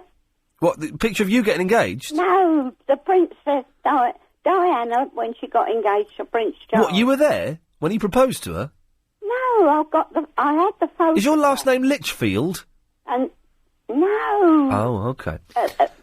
TV Times asked if anybody had photographs Right, but to did it... put in TV Times. But I'm sure that picture is available elsewhere. I don't know. It's all those years ago. All those years. Anyway, so everyone's waving their arms, right? Including Prince. It cuts to the princes, right? Yeah. Prince William is waving his arms. Who's the ginger one? Harry's the Harry. ginger one. Right. And so Prince William and did you see all of those really fit girls that were with the princes? I didn't see it. The royal box was stuffed, absolutely cram-packed, full of all these... I saw Kate was there. She was there. And so they're all waving their arms, apart from Harry, right? And you could see this really clearly. I rewound it on the Sky Plus. Harry leans over and goes, come on. The Wills leans over, come on, Harry, wave your arms, or something like that. And how am I going to phrase this on the radio. I'm just gonna say what it looked like Prince Harry said. So, Will says, "Come on, Harry, sway your arms." And Prince Harry said, "Oh, for sake." Yeah. That's what he said. Yeah, I bet he did. That's what he said, listen, I've got to watch this crap that you've put on. The least you can do, Ginge, is sway your arms a bit to an old man who sounds like a woman. Anyway, that's, my rant over, Betty. Well, now, are you convinced that it's really me? Not yet, but we'll carry on. Well, last night I rang up and said, had Chris gone on holiday? Yeah. And he was on last night, but he's off now, and he's only staying at home. Yeah. And I said, he hasn't sent me the CD of the play or my mug. And you shouted up to him, why don't you do it now? And he said, no. And you said to me, I've got to wait 3 weeks. Now, am I still Betty? Well, that makes sense. Betty, was there a reason for you calling in? Because I'm a smoker. Oh, okay. Well done. Fair play. Oh, hang on a second. Now, there's something that you can answer. Because you're an old lady, aren't you? Yeah, 85. 85. Do you have net curtains? Curtains, yes. You do? Not blinds. I don't like blinds. No. I don't know anybody nowadays. Because when I was a kid, we had net curtains. You just had net curtains and that was it. Yeah, I've got net curtains. Beautiful ones. But I don't know. The earth. I don't know. They cost the earth? Jesus, they're the most expensive net curtains in the world. They actually cost the earth? Well, mine were £125. Oh, flippin' heck, love. Pardon? I said flippin' heck, love. £125. Yeah. For just the 2 little bungalow bedrooms. Why do you have them? Well, because I don't like people looking through. Perverts. You don't want perverts to be touching themselves whilst looking. You know what bungalows are like?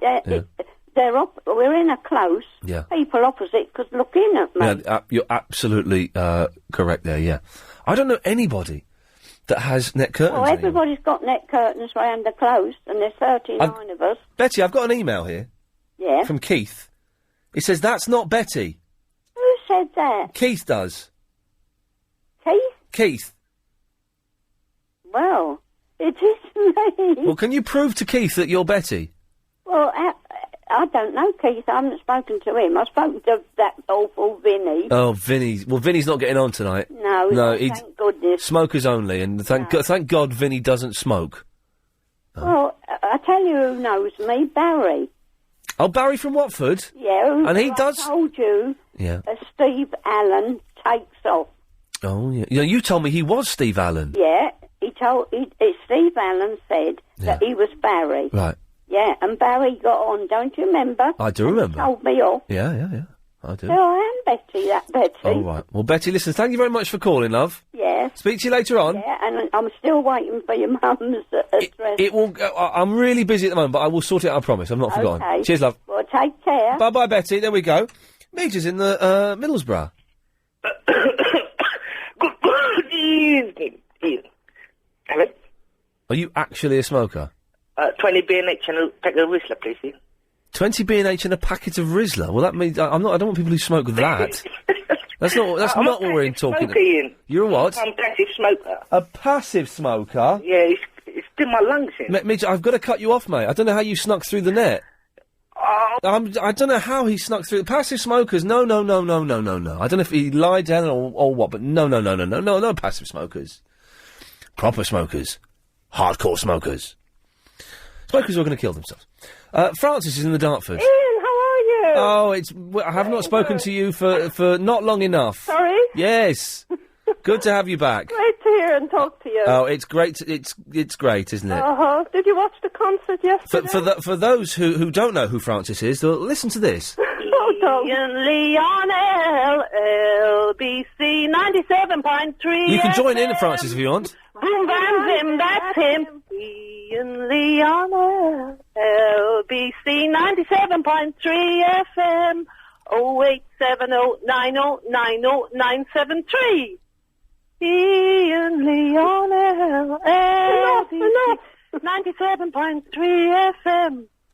He's full of boom, bam, bim, that's him. Bim, boom, bam, bim, that's him. That's him. Yeah, you fruitcake. Anyway, Francis, how come you've not phoned me for months? really. Oh, okay. Making love? Sorry? Making love? A chance would be a fine thing. Yeah, wouldn't it? Wouldn't it? You can pay for it these days. Sorry? Yeah. So, Francis, why have you called in? Just to chat with you, really. Did you watch the concert? I saw bits of the Princess Diana concert. Yes, I saw bits of it. Brian Ferry did it for me. Oh, did he? Yes. I didn't see Brian Ferry. Oh, it was beautiful. He sang a second song, and it brought lumps to my throat. I like the Natasha Bedingfield. Which one is she? The blonde girl, isn't it? She's the blonde girl. And me and my friends, I had two friends around, two of my best friends I've not seen for a long time. We were playing computer games, and we stopped for a bit to laugh at the concert. Oh, nice. And we were just imagining, wouldn't it be nice if Natasha Bedingfield and Fern Cotton went out for a drink? Wouldn't that be nice? You should be so lucky. We should be, and then yeah. So that, but it was it was as I expected it would be. It was a little bit naff, a little bit disappointing. I think it was naff. Oh. I thought it was lovely. I think the two boys did their mum really proud. Well, they could have, instead of organising a concert, they could have given lots of money and gone and done a lot of work for AIDS people, AIDS victims, or landmine charities. I don't know. I think she would. She would have preferred that. I would have thought, instead of them having a concert with a bunch of has-beens. No. In a half-empty stadium. No, and Ross Stewart was great when he did sailing. He's still strutting his stuff. Oh, like God. A proud peacock. His face looks like a crocodile's bum. It's all leathery and tight and yellowing. Lovely. Hideous man. I saw him once in Selfridges, and he's about 4'11". Yeah, 4'11". He's not. Hang on, Francis, stay there. Line 5 on the wireless. Oh, Ian, I've just spilt me tea. Okay. Anyway, Francis, well, thank you for calling. Okay, nice to talk to you again, Ian. Yes, it was, wasn't it? Bye-bye. Yeah. Here he is, everyone. The travel news with Will. Very much if you're playing. LBC 97.3. Ian Lee's Good Evening. It's a simple thing tonight. It's smokers only. I'll explain more after 9, so do stick around and it'll all become clearer. But you can call in 0870 9 up. My right nostril is really getting bunged up. I'm getting a cold. I've not had a cold since March when I had 3 colds in a row. Do you remember that was horrible? One cold for like about 3 or 4 weeks, a week off, another. Oh, jeez. So I'm probably due one. But oh, brilliant! I go on holiday in a couple of weeks. I'll have a stinking cold. Nice. Anyway, enough wittering on. You can call in and stuff. Avril. Hello. Hello, Avril. Are you a smoker? Oh, yes. We can lose the music now, Andy. That's fine, but thank you very much. Just stop it. Stop it. That's better. Lovely. Okay, so, and how many do you smoke a day? Oh, about 30. And, oh, you sound it as well, girl. Listen to that. Oh, I know. That's a classy little rasp you've got there. Yeah, but I've had that for, 30 years. Hey, I was at work today, and in the background they had on a telly. Right, you probably won't have to help me on this, but maybe someone else can. But perhaps Philip in South Norwood can. And there was an old black and white film. You know, really old black and white film. Oh yeah. And there was a woman in it who was I've never seen. It looked British, but I couldn't be sure. She was the most stunningly beautiful woman I have ever seen in my life. And do you know what? This is really hard to explain. I'm not making this up. This is really hard to explain. But I fell a tiny little bit in love with her. It's the voice. Well, no, I didn't hear what she said. It doesn't matter. Well, I couldn't hear her voice. It's the oomph. Well, I couldn't hear her. All I could do was see her. And she had a slightly cross eye. And the film was on, I think the film was on Channel 4 at about 12 o'clock. And I think it was called, like, Kiff or Riff or something. If anyone saw that film and knows... Well, if anyone did and knows who that woman was... there was a bit where she was doing a little bit of carving. She was doing some semi-erotic carving with a man. It wasn't erotic, but the fact that it was probably made in about 1940 and she was holding a carving stick, I don't know what it's called, and was doing that was probably quite sexual in those days, you know, because it looked a bit like a penis. You know what I mean, though? Oh, yeah. Yeah, you know what I mean when I say penis. Oh, yeah. Good girl. So if anyone saw that film, 0870 9090 973, and more importantly, if anyone knows who the woman with the boss eyes was in that film, because I actually, part of me fell in love, you've got to be a smoker, by the way, still. Part of me fell in love with her, and then I felt a bit sad, because I thought, she's probably dead now. No. Well, she probably is. Well, I'm not. Well, no, I'm not falling in love with you, though, Avril. No, I know that. Okay. But, Yeah. Anyway, why did you call in, my dear? well, because I think it's so unfair. Everyone picks on the smokers. Yes. It's true. I do. And no one knows that the Parliament have a smoker's room. You're joking. Oh, no. But not now, though. That must be... That's illegal. Yeah, tell me about it. They do have a smoker's room. Yeah, but that must be closed down now that the ban's in place. That must be. No. Well, how do you know that?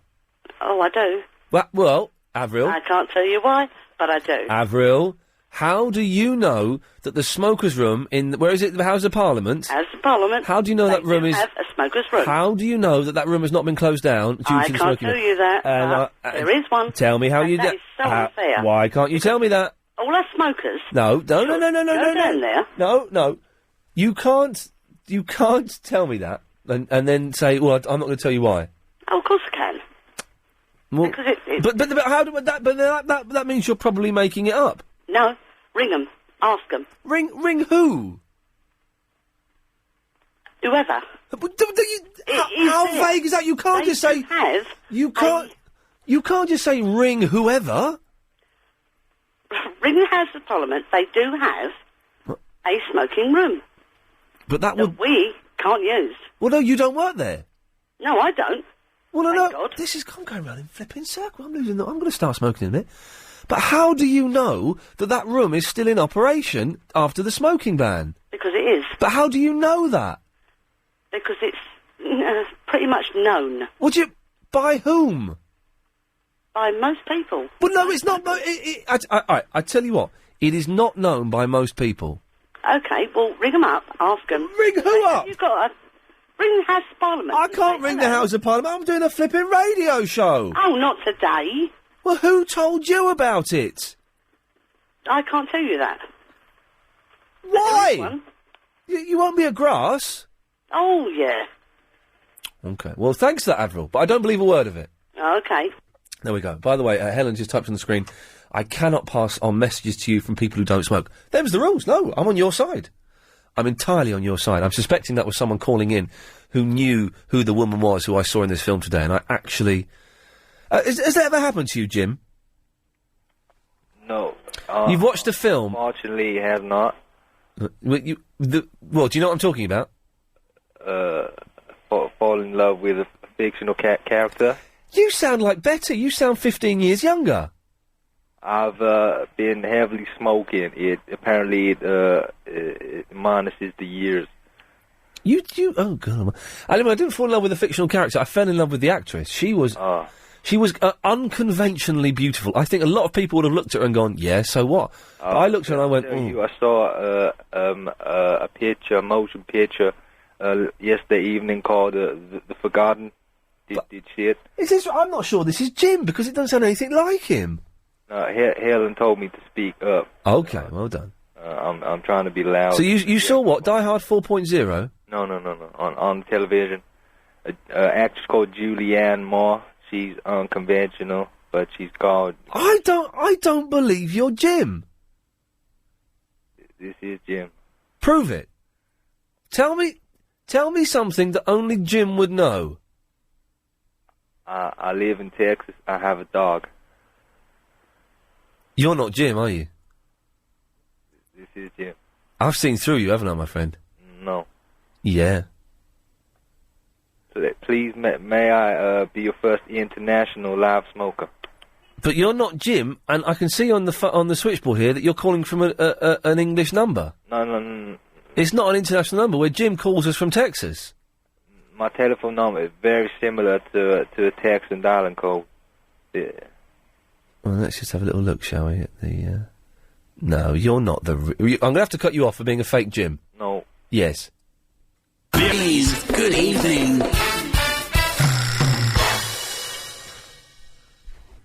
Sorry, Helen? What's the matter? I think that's the woman who's in the film today. I think she's beautiful. I think she's really beautiful. I think that's her. Anne just emailed in saying it was Phyllis Calvert. I think that's her, but I'm sure she had I'm sure her slightly wonky eye was a little bit, better. Was more wonky. Let's have a little look at this one. You can't really see there, so no. But I mean, she's quite. Oh, What was the film? That's not. And that's what we all turn into if we're lucky. It was called Kips. What was it called? Kips, 1941. And oh dear, I don't want to see her old. Then that's made me sad. Anyway, I think if anyone can confirm that was her. Oh, hang on. I've got an email entitled "That Cross-Eyed Woman." I saw that film too. Didn't fancy her, but found her strangely fascinating. Oh no! After some research on the net, I found out it's Arlene Dahl. Oh, that's her. Oh, that is it. That's her because her eye's a little bit wonkier. I've got to find her in black and white. Let me find a black and white Arlene Dahl. Hang on a second. Oh dear. Be with you in a second, Lauren. Okay. I'm looking up dead women on the internet that I love. Lovely. There we go. It's so hard to tell, isn't it? When I only caught a glimpse of her. Let's have a look at that. See, that could be her. Oh dear. Oh dear. I fell in love with a woman in a film for a little bit. That's strange. Anyway, Lauren, sorry. Yes, I'm living in a fantasy world that's never going to come true. What can I do for you? Well, I just heard you were having smokers only on tonight. That's correct. And I just feel a bit special now. Because you're a smoker? Yeah. Well, and you should feel special. Thank you. We're embracing you and we're loving you tonight. Well, we've been sort of kicked down a bit now, so it's nice to be appreciated. Well, I say, but tomorrow we'll be back to normal business, and we won't want to know about you. But that's true. Until then, it's sorry. I'm obsessed with this woman on the internet. I can't. Oh man, alive! How can you fall in love with someone? Have you heard the song "Pictures of Lily" by The Who? Yes. It's kind of a similar thing to that, except I'm not using the pictures for the same reason Roger Daltrey was. But how can you fall in love with someone who's died years ago? I don't know. It's like James Dean, isn't it? Everyone still loves him. I saw a clip of James Dean the other day. He was actually quite handsome, wasn't he? But were James Dean's films any good, or are they a bit overrated? I didn't like Giant, but Rebel Without a Cause is brilliant. Okay. I got the bullets! That's all I remember. It's the only bit I've seen of that. Well, Lauren, just for today, and until 10 o'clock, you're special, and I love you. I love you too. Thank you, my love. Thank you. Bye-bye. 0870 9090 973. It's a smokers special. You can only come on if you are one of them. Thank you. LBC 97.3. Iain Lee's Good Evening. No. I've been doing some research doing the news. It's not Arlene Dahl. It's not the other woman. I think the woman I've fallen in love with is Diana Wynyard, who died in 1964. Isn't love a fickle mistress? I think it's her, because she's got the slightly funny eye. That one in the left, look, I think it's her. I kind of like that sort of striking nose, big nose is what I'm saying, and I'm sure it's her. She was in the film, I've just been on IMDb. Oh, well, I know who to tell Danny Baker who my sexy ghost wife is going to be. It's going to be her. It's Diane Wynyard. Anyway, it's a smoking special this evening. You can only call in, come on the air if you are a smoker. You've got to be 18 and over, I'm afraid. Don't forget that in 3 weeks' time... 3 weeks' time, we're going to start doing and start working properly the Iain Lee LBC Pod Club. It's like a book club for podcasts. Let me just check how many members we've got now. I click on this one. 53 members so far. It'll be good if we could get to 100. I won't be upset if we don't. 53 is pretty good already. If we can get to 100, I'll be happy with that. We've got 3 more weeks. Now, how it works is you go to the LBC website, you subscribe to the podcasts. They're only a couple of quid a month, I think, which isn't that much. And for that, you get access to all of this year's and all of last year's, maybe the year before, or maybe not. Maybe it's just 2006. All of those shows from me and from everyone else. And then what we do is on a Friday, I'm going to say, right, Pod Club listeners, this weekend we're going to listen to, I don't know, March the 15th. And then we all listen to that show, and then throughout the next week, you are allowed to phone in and discuss that show with me. If you want to join up, it does look like Catherine Tate. You're right. It does look like Catherine Tate. You're right. It does. Oh, maybe I've got a thing for Catherine Tate. So if you want to join up, all you've got to do is go and subscribe to the podcasts, and then send me an email, ian@lbc.co.uk, heading Pod Club. I'm going to put them all in one folder, which I should mark Pod Club. At the moment it's marked Yasser, though, for some reason. Yasser keeps sending me emails, because he wants a job here. And Yasser, if you're listening, you have the opportunity to come and do a regular weekly 15-minute slot on this show. But you've got to pick up the phone and agree to a few things before we do it. I ain't sending any more emails. Let's see who cracks first, shall we, boy? Right, let's take some phone calls. Bob. Good evening, Ian. Oh, that's a deep, rich smoker. Yeah, that's it. I smoke about the strongest cigarettes you can possibly buy. Well, what are they? Am I allowed to advertise? Well, you might as well. I want to know what the song... They're called American Spirit. There's no such fags. There is, made by the Santa Fe Tobacco Company. American Spirit. Yes. Wow. Only contains tobacco and nothing else. No additives to make it burn quicker. You filthy little man. I love you. A long smoke, almost as long as a cigar. Okay, wow. I tried a cigar once. I've tried it a couple of times.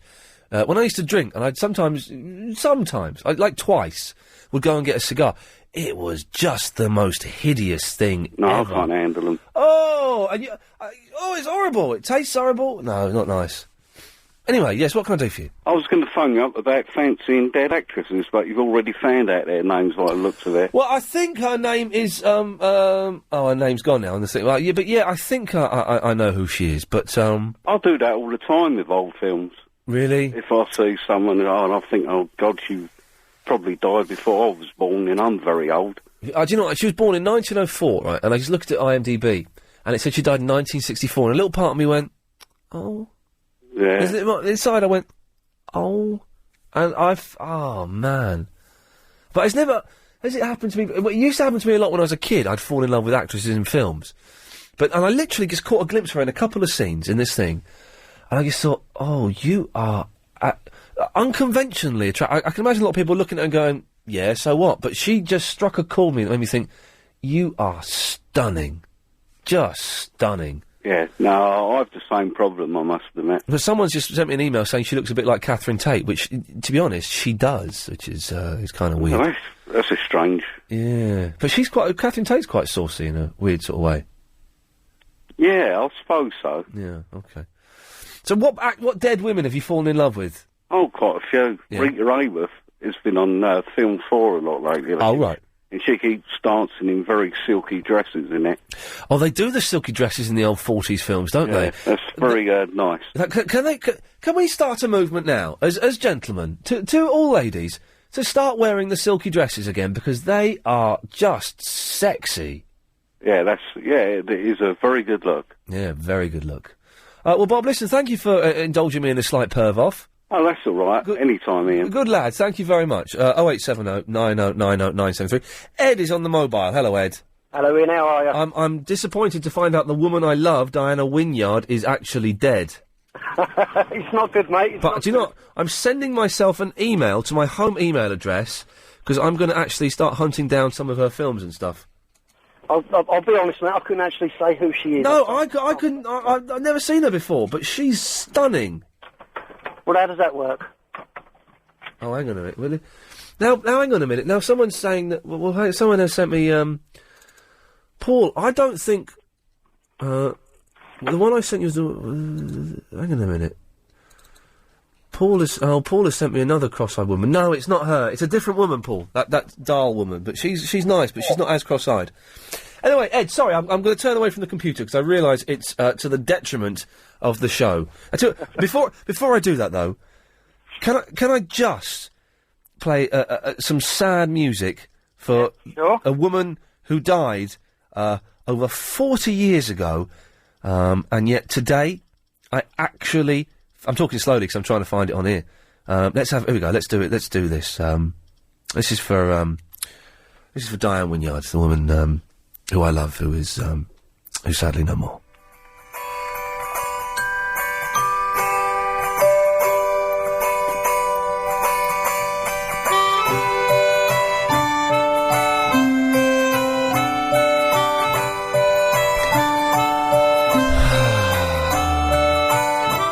This is for everyone who's ever lost someone that they were in love with, but never met because they died 40 years before you fell in love with them. This is a bit creepy.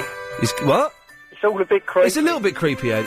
You're right, actually, it's incredibly creepy. I should stop doing that. There's something not right about that, playing songs for dead people that I've never even met. Anyway, Ed, right, what can I do for thee? It's about the lady that was going on about the smoking room in Parliament. Oh, yeah? Yeah, what it is they've got a bar in there. It's not actually a smoking room, it's a bar. Right. And what it was, they count it as being the Queen's property, and all Queen's property is exempt, i.e. prisons, etc. Genius. And so they were going to be allowed to smoke, but they've changed their minds because they don't want an uproar. So they can't smoke in there? They can't smoke in there, no. She got the general gist of it, but she's obviously not watching the news or reading the paper. She was very mysterious. She wouldn't even give me a hint as to where she got that information from. I think it was all guesswork with her, let's be honest about it. I think it was all entirely guesswork and was a tiny pinch of guff in there as well. But they've changed their minds and they're not going to be allowed to smoke in there, which is good. Okay, well that's excellent stuff. Ed, thank you for that. No problem. I'm going to get off because I think everyone that phones up is mad. I love your show, but you're mental and I'm not. Well, you say that, Ed. You say that. You've called in. You've instantly put yourself in the Venn diagram of people who call in this show and are therefore slightly mental. Sorry about that, mate, but that's the way it works. Trevor's in the Fulham. Hi, Ian, you alright? I'm good. Oh, good stuff. Something happened to me today. I got fined on Reading train station, 50 quid. You got fined on a wooden train station? I got fined £50. On a wooden train station? Reading train station. Oh, I thought you said wooden. What the flippin' heck? Yeah. Why did you get fined on Reading train station? Well, smoke the fag. But you couldn't smoke on... No, it was deliberately, as in I forgot. Okay, but you could never smoke on train stations, could you? Yeah, you could. What, recently? Yeah, you could always smoke at Reading, always. But the train station's outside, though. It is outside, and I had this community support officer come up to me, and that was it. End of story. £50 fine. I thought you were allowed to smoke outside, though. No, you're not. What? You can smoke outside? Yeah, you can smoke outside, but you can't smoke on an outside platform. Rubbish, isn't it? Yeah, that doesn't quite make sense. So you have one of the hobby bobbies coming along? Yeah, community support officer, and that was it. She wouldn't even... I just said, oh, look, I'm really sorry, and I put it out. And she had none of it, and she got a little book out and whacked me 50 quid. Oh, I bet she went home. I bet she's gone home tonight and gone, oh, you're not gonna... I got someone. I finally, after 6 months of doing this useless, pathetic job, I finally got someone. Exactly. So your show's brilliant tonight for obviously, making people feel... You know, we have got... The only reason that we're allowing people to come on the show smoking tonight is because we've got a special exemption. But tomorrow, I'm afraid, it's back to normal business. No problem. You do understand, don't you? I do. But one more thing. Yes, boss. Very quickly, my friend Julie, I introduced her to the show yesterday. Oh, right? yeah. She's listening tonight. To yesterday? Right, now, yeah. Okay. Right, now, you know that rice cake person with the fish and rice cake? Oh, yeah. She is adamant. Yeah. That it's Robbie Williams. Well, hang on a minute. What, the one who phones in, or the clip I've got? The clip you got. All right, well, let's have a listen to him. So, she thinks that this... She's adamant that is Robbie Williams. Robbie Williams. Let's have a listen to Robbie Williams telling us what he eats in an average day. 8 o'clock in the morning, I'll have fish and a rice cake. Yeah. At 10 o'clock, I'll have fish. At 12 o'clock, I'll have fish and a rice cake. At 2 o'clock, I'll have fish. At 4 o'clock, just before I train, I'll have fish and a rice cake. I'll train. I'll have me fish. I'll come home, have some more fish with a rice cake, and then have some fish before I go to bed. Do you know, when I heard it, I thought it was Jason Orange. I can see where you're coming from. But I reckon it's all of Take That, and they've had their voices spliced into one. Oh, flip it. And they all eat fish and rice cakes. I did see a little bit of Take That being interviewed backstage at the Diana, Lady Di shindig. With Will and Harry. Oh, they looked so rough. Mark Owen. Now, Mark Owen's a nice lad. I've met Mark Owen. He's a really, really nice bloke. But I met him like 4 years ago, and he still looked like a boy. He still looked like boyish. Yeah, definitely. He was doing one of his rubbish solo singles that I thought was actually quite good. 4 Minute Warning or something. It's quite a good pop song. Obviously went nowhere. Really, really nice bloke. And I watched him on this thing. He looks about 50. They've all got beards, which is always weird for a pop group to have beards, I think. And he's got this big, fat, round moon face and this weird, slicked back hair. He looked awful. He did. I know where you're coming from. I think they're trying to portray themselves not to be one of these little boy bands again. I think they're trying to make themselves fat and ugly. And Trevor. Fit again. When are Boyzone going to get back together? Oh, wouldn't that be great, eh? Wouldn't it be the dream? Trevor, listen, mate, thank you for that. Thank your girlfriend for that. It's the travel news now with Will. Okay. We could do with a blog now. Apologies if anyone has sent a blog in. I know we have our regulars who send them in quite often. If you've sent one in, I've missed it. I do apologise. But someone could send in a blog. It would be nice. It would be nice to get someone from something different. Well, Anne always sends them in, and recently we've been using a lot of Peters from Brazil, and they both write excellent blogs. I just think it's a little bit unfair of you lot to leave all the work to them two. So can someone else pull their finger out and send us in a blog? Just a short... I mean, Anne and Peter always write essays, and they're always excellently written. But just a short description of the show. It doesn't even have to be about the show, to be honest. Just send us something and say, this is the blog, and we'll put it up. You know, as long as it's not swearing and or libelous, we'll put it up on the website. So you can just email that to ian@lbc.co.uk.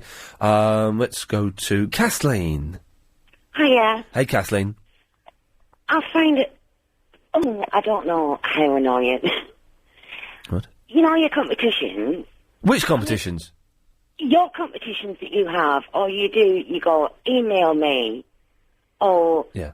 You know, I haven't got a computer. I don't think we do any competitions by the email. No, you don't, but you do, like, email, and you go, like, you've got to get on the... What is it? Podcast. Well, that's if you want to join the pod club. Yeah, I know, but some people haven't got it, so we've just got to listen to you. Right, well then, but would you want to be a member of the pod club? Well, yes, I would. Why? Why? Because sometimes when I go up to Northumberland, I don't get to hear it because my dad's got the DAB radio in his bedroom. But that's not the pod club, though. Well, I don't understand it. Well, exactly, but yet you want to be part of it. Well, where's the logic in that? Well, but I can't be because you need a computer or What for? Need digital or you need something. Right, well, let me think. Oh, yeah, I know. You could get one. I could, yeah. Well, there you go. Problem solved. There's the problem solved. It's not my fault. It is your fault. No, I think that that we use computers in this show in a bare minimum, and I think that the options that we offer via computer, it doesn't detract if you can't take part in those. Sound about as clued up as what I do on a computer. What? Only what? No, you don't sound very clued up on a computer. Who doesn't? You don't. I can do what I need to do on a computer. I can't, install... Well, that's what I can do. I can do my mail and things. Well, what computer do you use? I don't use a computer. Oh, but hang on a minute. How can you do your mail, then? Well, I did in 19... In the 70s? 1987? Yeah. You did? It was just... It was just coming out. This is when we're making this up. So what, you on Prestello, so you were doing email in 1987 before... No, I was doing my mail. I was just printing out my mail and then posting that was just like a word processor or something. Yeah. That's not a computer. That's not mail. Mail nowadays means email. It doesn't mean letters. No one sends... I don't do email. No one sends letters anymore, old lady. I send a letter. Well, then you're wrong. Well... How my daughters are all out in the army. Well, send them emails. They'll get them much, much quicker. No, you've got to send little letters, because it's nicer getting a letter. No, send an email, because then you can send, like, loads of pictures and little film files and sounds. Oh, I wouldn't even know. No, what I do is... Right. I'll just get them photos blown up and wait till I come home, and then... Interesting use of hopefully they do come words home. Yes. So right. So you're phoning up to complain to me that you have to write letters. Is it? No, I'm phoning up to complain to you that I can't get on this podcast thing. Okay. But the podcast thing... I have to listen to you all the time. Well, that means you have to... Sometimes I don't want to listen. What? Sometimes I have, like... Well, then don't listen. Don't listen, then. If you don't want to listen, you don't have to listen. I know that. Well, then... I'm trying to see what the bloody problem is. So you're complaining. Tell me, okay, yeah, in a nutshell. The world is moving too fast. The world is moving too fast. Okay, well we've got it. You're scared, aren't you, Kathleen? You're scared and you're scared and you're lonely. That's what the problem is, isn't it? We've got there in the end, and you're hiding behind podcasts and pod clubs, words that, let's be honest, Kathleen, you don't understand because you're scared and you're lonely. Yes. Well, that's fine. All right. Well, there we go. Now I'm going to blame you for the rain. What? Now I'm going to blame you because it's... You're going to blame me for the rain? The rain. The rain? The rain. The rain? I'm from Northumberland. So it's like Crean, but rain. It's rain. Rain acetate. Right. Aye. Okay. Well, Kathleen, I feel I've helped you. I've helped you as much in that I've helped you realise what the problem is, in that you're scared and lonely, and the computers is nothing to do with it. Well, I know. Well, my daughters are getting us the one for Well, there we go. Well, there we go. A laptop thing. Oh yeah, they're a million times more convenient than a PC. Well, no. First of all, I wanted one of them little ones. Thought we'd A finished. little desk in the corner. Yeah. Then I thought, no. Yeah. Okay. But we just established that the computer or lack of computer isn't actually what's bothering you. Well, we know that. Yeah. But I don't know where. such is life, isn't it? Such is life, Kathleen. Such is life. Well, thanks for calling. All right then. Thank you. There we go. There we go. We got somewhere, didn't we? It's fingers on the dump buttons. It's the human cannibal that is Bill from Leighton. Hello, Ian. What's going on, mate? Bill, we're doing a smokers special this evening. Okay, shall I have a cigarette on there? Oh, where you go? Why don't the suicide bombers just do human cannibal acts without nets? That way, only they get hurt, but they still make their point. It's an horrific image, but they're the only ones that get hurt.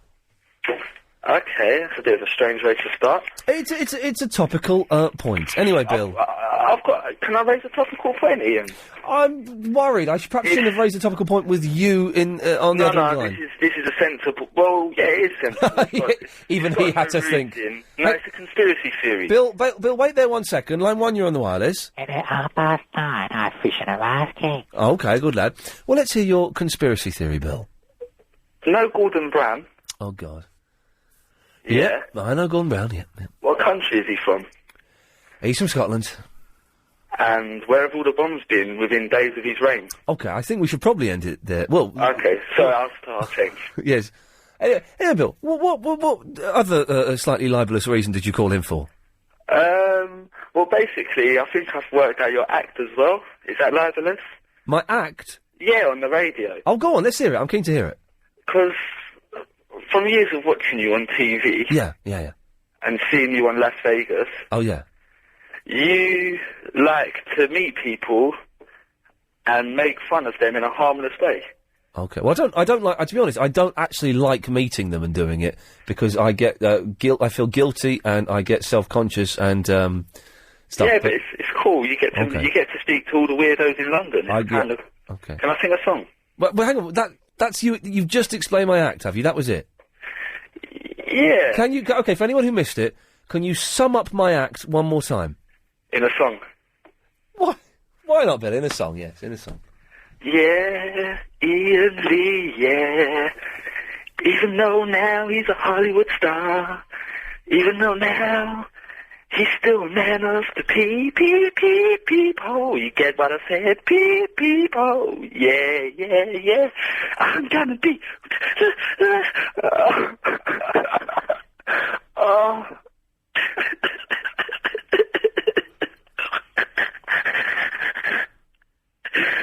Sorry. You blew it, didn't you, Bill? I didn't say Gordon Brown done the bombing. Okie dokie, no, he didn't say that. So, well, I was out with my friends on Sunday, and you missed all this as well, Harry. I was out with my friends on Sunday. To my best friends, I've not seen for ages. And we're having some lunch before we're going to go home and play FIFA on the Xbox. And, my friend said, it's terrible, those car bombs in London. Imagine what would have happened if they'd have gone off. How terrible that would have been, really, yeah. And I said, well, blimey, pretty scary when Glasgow Airport, isn't it? And they both looked at me and went, what? said, the Glasgow airport thing's pretty scary, isn't it? Makes you think again about, air travel. And then what's happened at Glasgow airport then? So with two fellas drove a burning car into the airport. One of them got out, was on fire, tried to beat up a copper.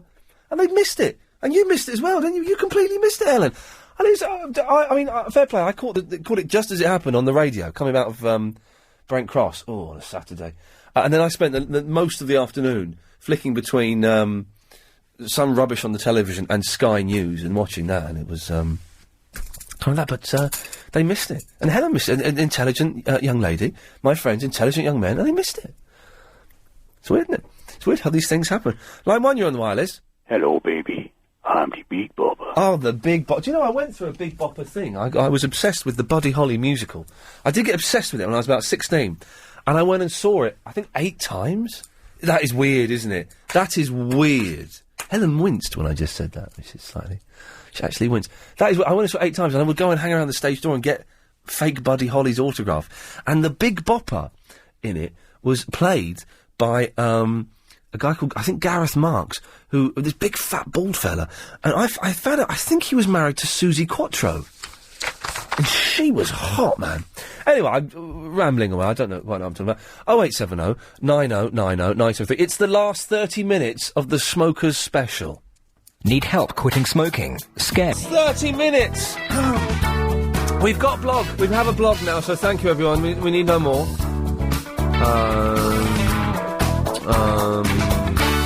Yeah. We've got a blog, so thank you. Just a quick reminder, on Thursday... Is it funny, when Chris is away, my normal producer, and Helen is doing it, we get lots of things done. We've had a themed show tonight already. And on Thursday, we've got a special guest coming in, Joe Lavens, who's a ufologist. He's all... I believe he dabbles in a lot of the other supernatural, but his primary concern, is the UFOs.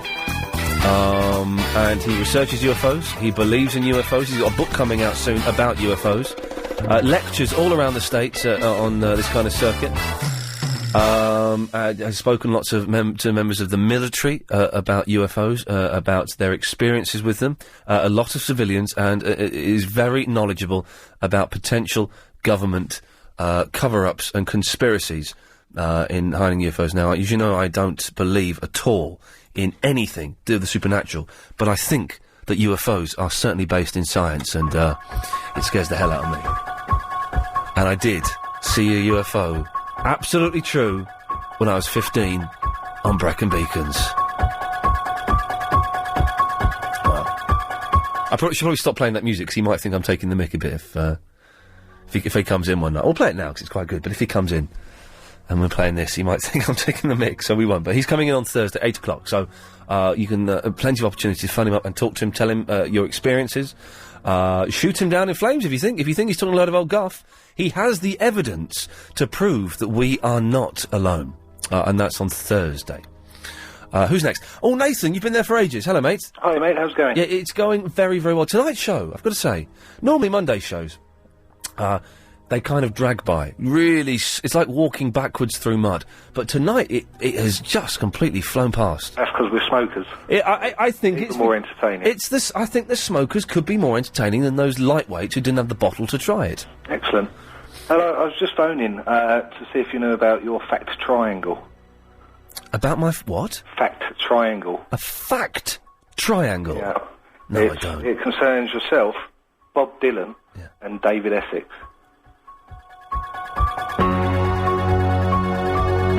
This could potentially be the most explosive phone call of 2007. Nathan, let's hear the fact triangle. You've all got stage names. Hang on, so who's it? Me, Bob Dylan, and who? David Essex. Oh, what's David Essex's real name? Where's it gone? So I had it written down. What's his name? David Albert Cook. Oh, that's nowhere near as good as Essex, is it? No. And we all know Zimmerman, of course. Yeah. And do you know mine? But don't say it if you do. No, I don't. Oh, you I don't? heard you had one. So. Yeah, it's out and about on the internet if right. people want to find it. But yeah, the reason I changed it is no great thing. Thing is, no one could spell or pronounce my last name. Right. And also, I didn't really get on with my dad. And so those two things, I thought, well, do you know what? I don't even need to use this name anymore. Exactly. So I ditched it. And do you know what? I wish I'd changed my first name as well, because I really don't like Iain. I think it's a rubbish name. But changing your name, there's something quite liberating about it. Yeah. It's like being reborn. Couldn't you have picked a sexier name, though, if you were going to do it? Might as well do the whole hog. Oh, well, I should have... To be honest, Lee is... I didn't really... I struggled for ages and ages trying to come up with a last name. Ages. And I had sheets of paper. And then Lee was my middle name, so I thought I might as well just go for that. Do you know what I mean? Yeah. I had to make a decision quite quickly for a gig I had coming up or something, so I just did that. Excellent. But I should have changed Iain, because that's rubbish. It is a bit...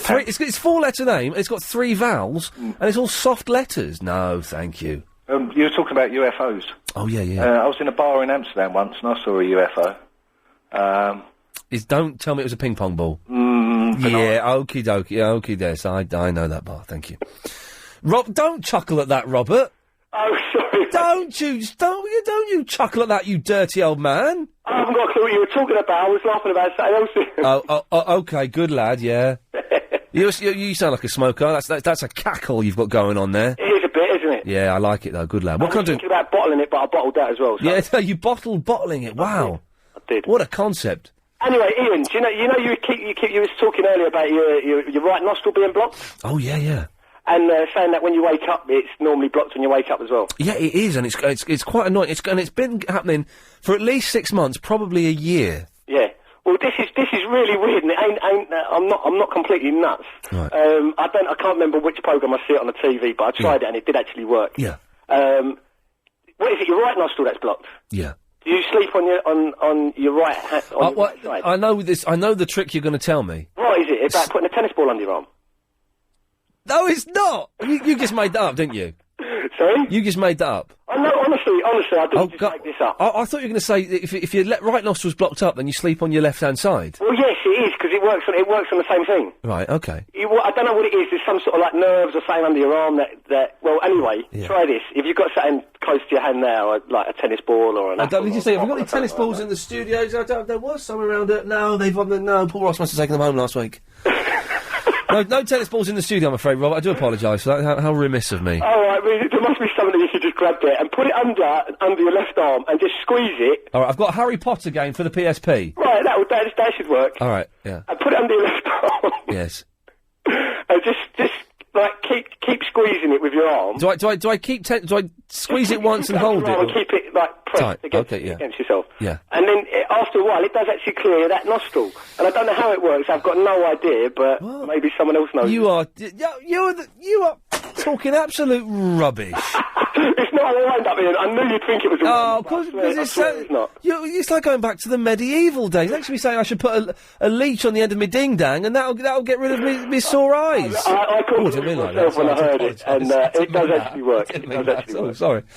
Robert, listen, thank you for that. I realised I was just saying... Give that a try, but I can't. Yes, I know. Oh, dear. Oh, dear. Well, maybe. I don't know. Have you seen these things they do in, like, hospitals, and they say, it's like, if you got a wound, and you're supposed to do this, I would never let a hospital do this to me. I would never. If you've got, like a manky wound, they get, like, loads of maggots, you put it in your wound, and they do this today, in the 21st century. Andy's nodding his head, he's been there. They get loads of maggots, put it in the wound, and they bandage it up, and it's like there for, like, a week or 2 weeks, because the maggots eat the rotting flesh. And you open it up, and it's all perfectly, beautifully clean flesh, and you've got a load of fat maggots. Hey, isn't that horrible? Why are you telling me this before I'm about to go into hospital? I'm just saying be prepared. Thanks. For anything that could, I would not do that. I would say, I'm sorry, I'm going to let this leg actually drop off, instead of you putting maggots on. You'd open it up, oh no, thank you. No, I don't think, they don't do it with eyes, Helen, they don't do it with eyes, no, they don't. I think they use spiders for eyes. Owen! Iain. Yes.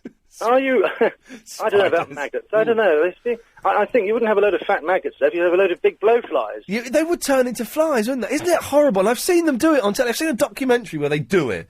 And it's just, it's 2007. I want an injection. I want some drugs. I want lasers. Yes, I want sort of technical, modern technology. Yes, I want modern tech. I don't want medieval nonsense. Well, the thing is, a lot of these things do work, don't they? Yeah, oh yes, like having a bag of garlic around your neck will stop you getting the pox or something. Well, it tastes all right. The thing is, I wouldn't want... garlic's pretty good. Garlic works for all kinds of... I said that. Garlic is good for everything. Apparently, garlic is the cure-all for absolutely everything. Internal domestos. Sorry? Internal domestos. Yes, I believe it to be the case. Yeah, and it does for the lungs. And are you sure you're a smoker? Yeah, for us smokers, it's very good. You sound a little bit too healthy. Yeah, I am. I gave up, about a year ago. No, I smoke now. I've been smoking for about a year. Well, hang on, so you gave up? I gave up for 2 years after... A year ago, you said? hang on, let me work it... Oh, hang on a minute. Smoking a year ago. Hang on a minute. No, hang on, I'm getting confused. Yeah. I started smoking a year ago after 2 years off. Otherwise, I've been smoking all my life. Okay. Well, yeah, I mean, I could talk much more deeply. Okay, well, but go no, I don't smoke that much. 10 a day. Okay. Well, yeah, you're allowed on. That's something. I'm always trying to stop. I stop every morning. Yeah. Don't we? But UFOs. Are you a skeptic, Ian? Do you know? I believe in the UFOs. I think it would be arrogant to think that we were the only life force in the entire universe. The universe is so big, it's infinite, I believe, or fast approaching that. That there must be, mathematically, there must be something else out there. That's arrogant thinking, yes, to think that we are the only people. However, some of the scientists have worked out. I mean, I'm an amateur astronomer, so I've got a rough idea of what they're talking about. Right. The odds are of people like us being somewhere in this galaxy are about the number of stars that there are in this galaxy to 1. Right. So it's pretty, we are quite unique. We're pretty unique. Yeah. But I just think there is too much evidence out there. Whereas you get psychics, and obviously they talk guff, and there's crystal healers, and that's just absolute nonsense. And all of that stuff is rubbish. It's rubbish. But I think that UFOs and life on other planets can be scientifically explained, and it can be mathematically justified. Yes, life on other planets, provided the other planets have the right conditions. But if the universe is infinite, and I know, and we'll have this discussion on Thursday, by the way, when Joe Laven's comes in. You should give us a call, Owen, and talk to him, because he's a fascinating bloke. I've spoken to him just before I go, can I quickly explain something? Yeah. Our isolation, there are lots of UFOs, there's lots of documented things, there's 97,000 objects left by NASA, space rubbish, it hits the Earth's atmosphere, makes a beautiful sight. There are Americans walking around with helmets on, which, with circular lights, walking along the tops of ridges where there are intersections for, interstate highways, making people think that they're UFOs. There's all kinds of evidence for sightings, but the government are often reticent about giving out information because quite often it's to do with military. Of course. But the thing is, what everybody seems to have forgotten is that we are so isolated. If an alien wanted to travel here, from the nearest star, at a good rate, about 45,000 miles an hour, it would take him 157,000... Well, first of all, we don't know.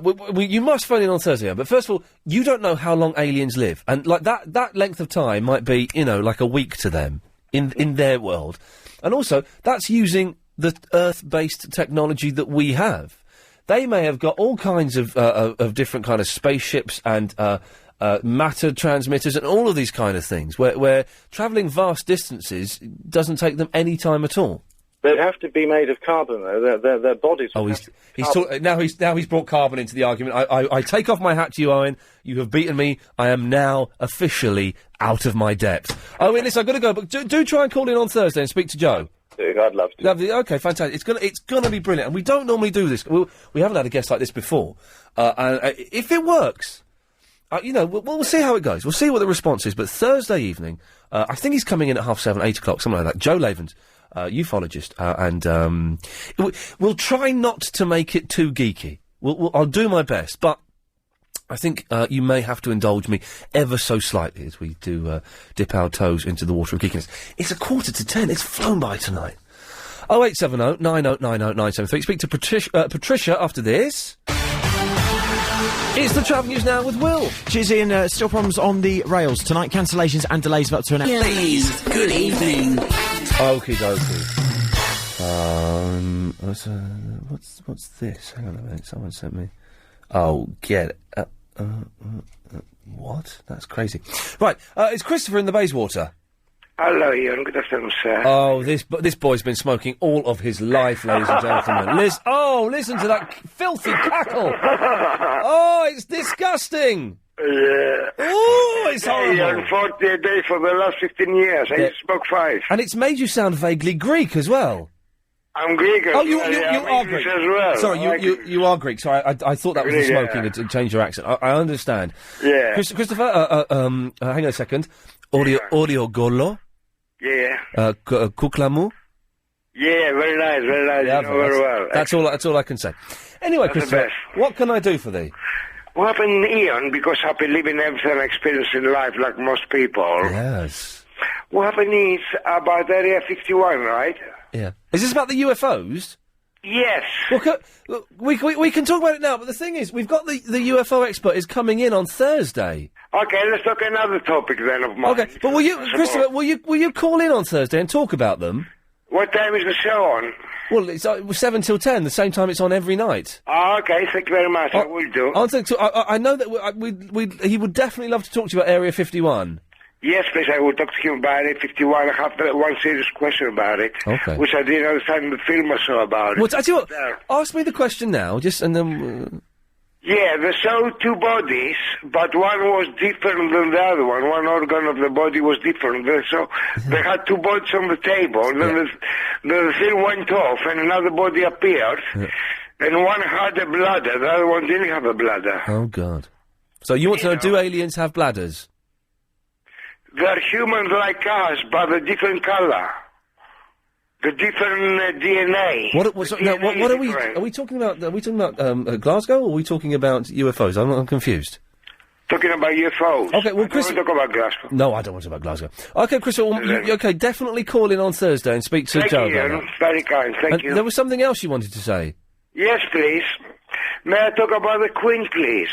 You may, yes. One question about the Queen. Yes, if you ask that politely, then you certainly may. Yeah, I'm always polite. Yes. Why she doesn't appear on television to give speeches anymore? What's the problem? To give what? Speeches. She used to appear once a year. Yeah. To give a speech on television. Yeah, that's at Christmas. All right, so it still goes on. It still goes on. Yes, the Queen's speech on Christmas Day. I'm probably out of order for questioning this. When did you think she did it? I don't know. I think it was in March sometime. That's March? I was switching on the television in March. I couldn't see her, the Majesty, her Honour, the Majesty, and I was wondering. Why would the Queen give speeches in March? What would be the benefit of that to anyone? I don't know. That's what. Anyway, Ian, thank you. Yeah? Thank you, Christopher. See you. Bye. Bye bye. The Queen's speech in March. What the hell is that all about? I do hope he calls in. Thursday night, 8 o'clock. I think it's 8 o'clock. Joe Lavens, ufologist coming in. I'm very, very excited by. Dan!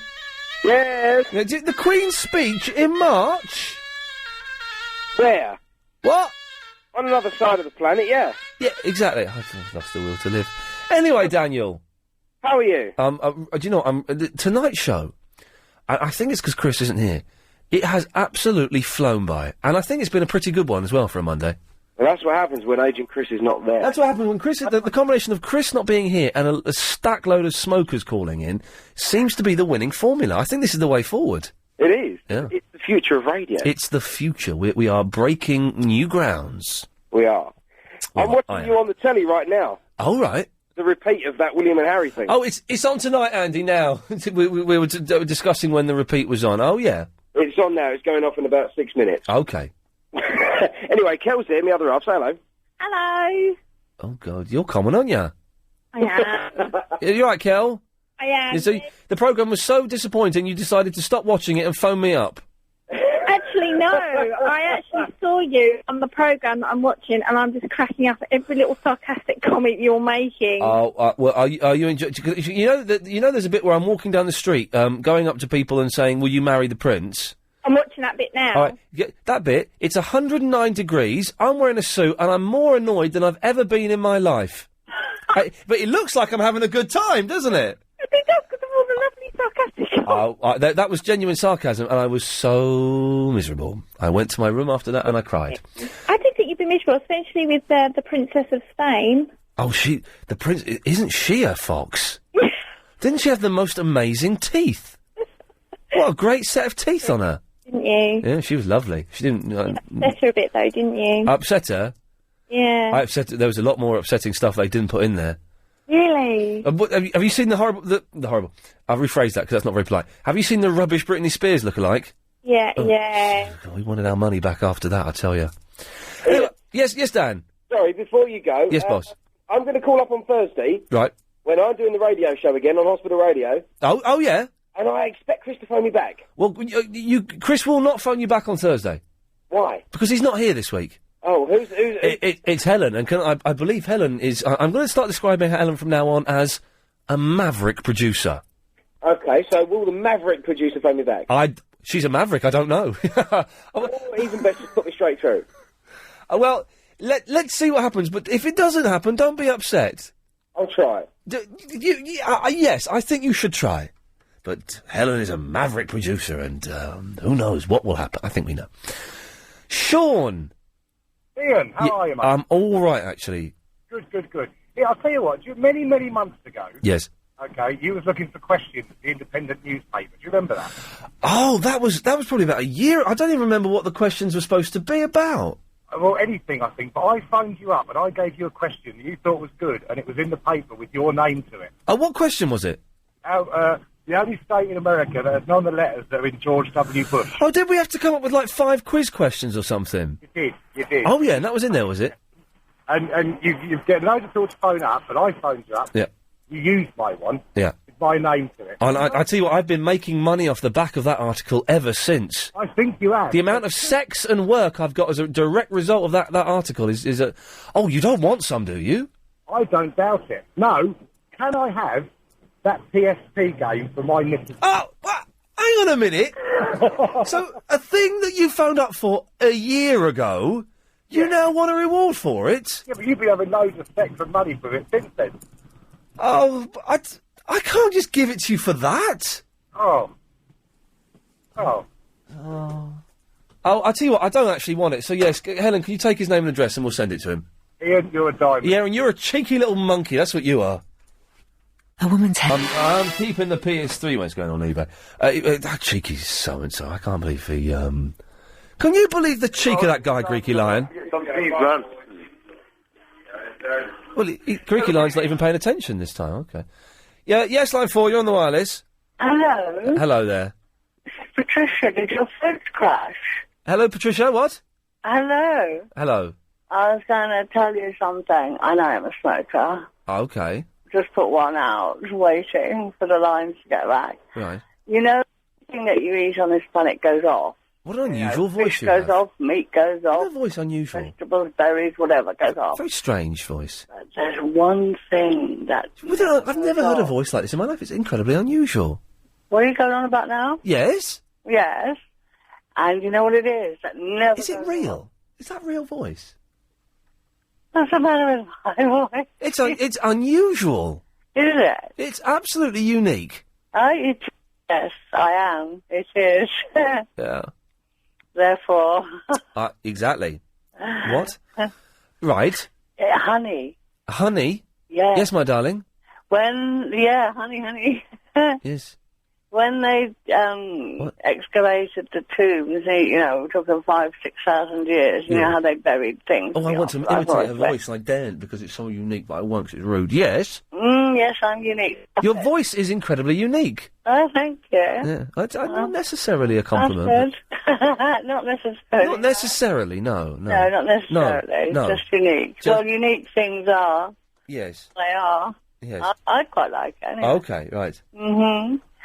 So, when they dug up the tombs, excavations, and there was a big terracotta pot of honey, 5,000-6,000 years we're talking. Yes.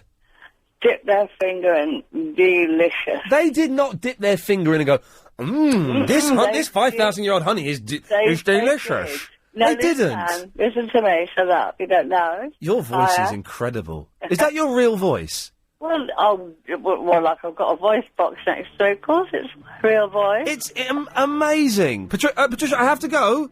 Oh, well. Yeah, I know, I'm disappointed as well. If you missed the show today, it sounded like this. You can only phone in if you're a bona fide smoker, as we celebrate the magic of sparking up a fag. Well, I can solve all of this animal issue straight away. Oh, fantastic. Being attacked by any animal, just poke it in the eye. Every time I listen to your show now, I've picked up that you're always moaning about being ill. No, but you're wrong. Smoking causes ageing of the skin. Oh, that's not a bad one then. That's quite a good one to be smoking. I've got skin like a tortoise. Wembley Stadium, 65,000 people, they put some ballet on. Yeah. What? Why would you have ballet at Wembley Stadium? I think that's when I went out and had a cigarette. Well, I just heard you were having smokers only on tonight. That's correct. And I just feel a bit special now. Because you're a smoker? Yeah. Well, and you should feel special. Yeah. Thank you. We're embracing you and we're loving you tonight. It's the coolest thing. I'm going to get off because I think everyone that phones up is mad. I love your show, but you're mental and I'm not. Well, you say that, Ed. You say that. You've called in. You've instantly put yourself in the Venn diagram of people who call in the show and are therefore slightly mental. Remember, kids, smoking is not fun. It's not cool. Well, it's not very nice, actually. Line 3, you're the last call on this smoking special. Any screw who smokes, shop him. Wise words indeed. I'm back tomorrow. Clive Ball's up next. Yeah, no, that'll do. Thank you.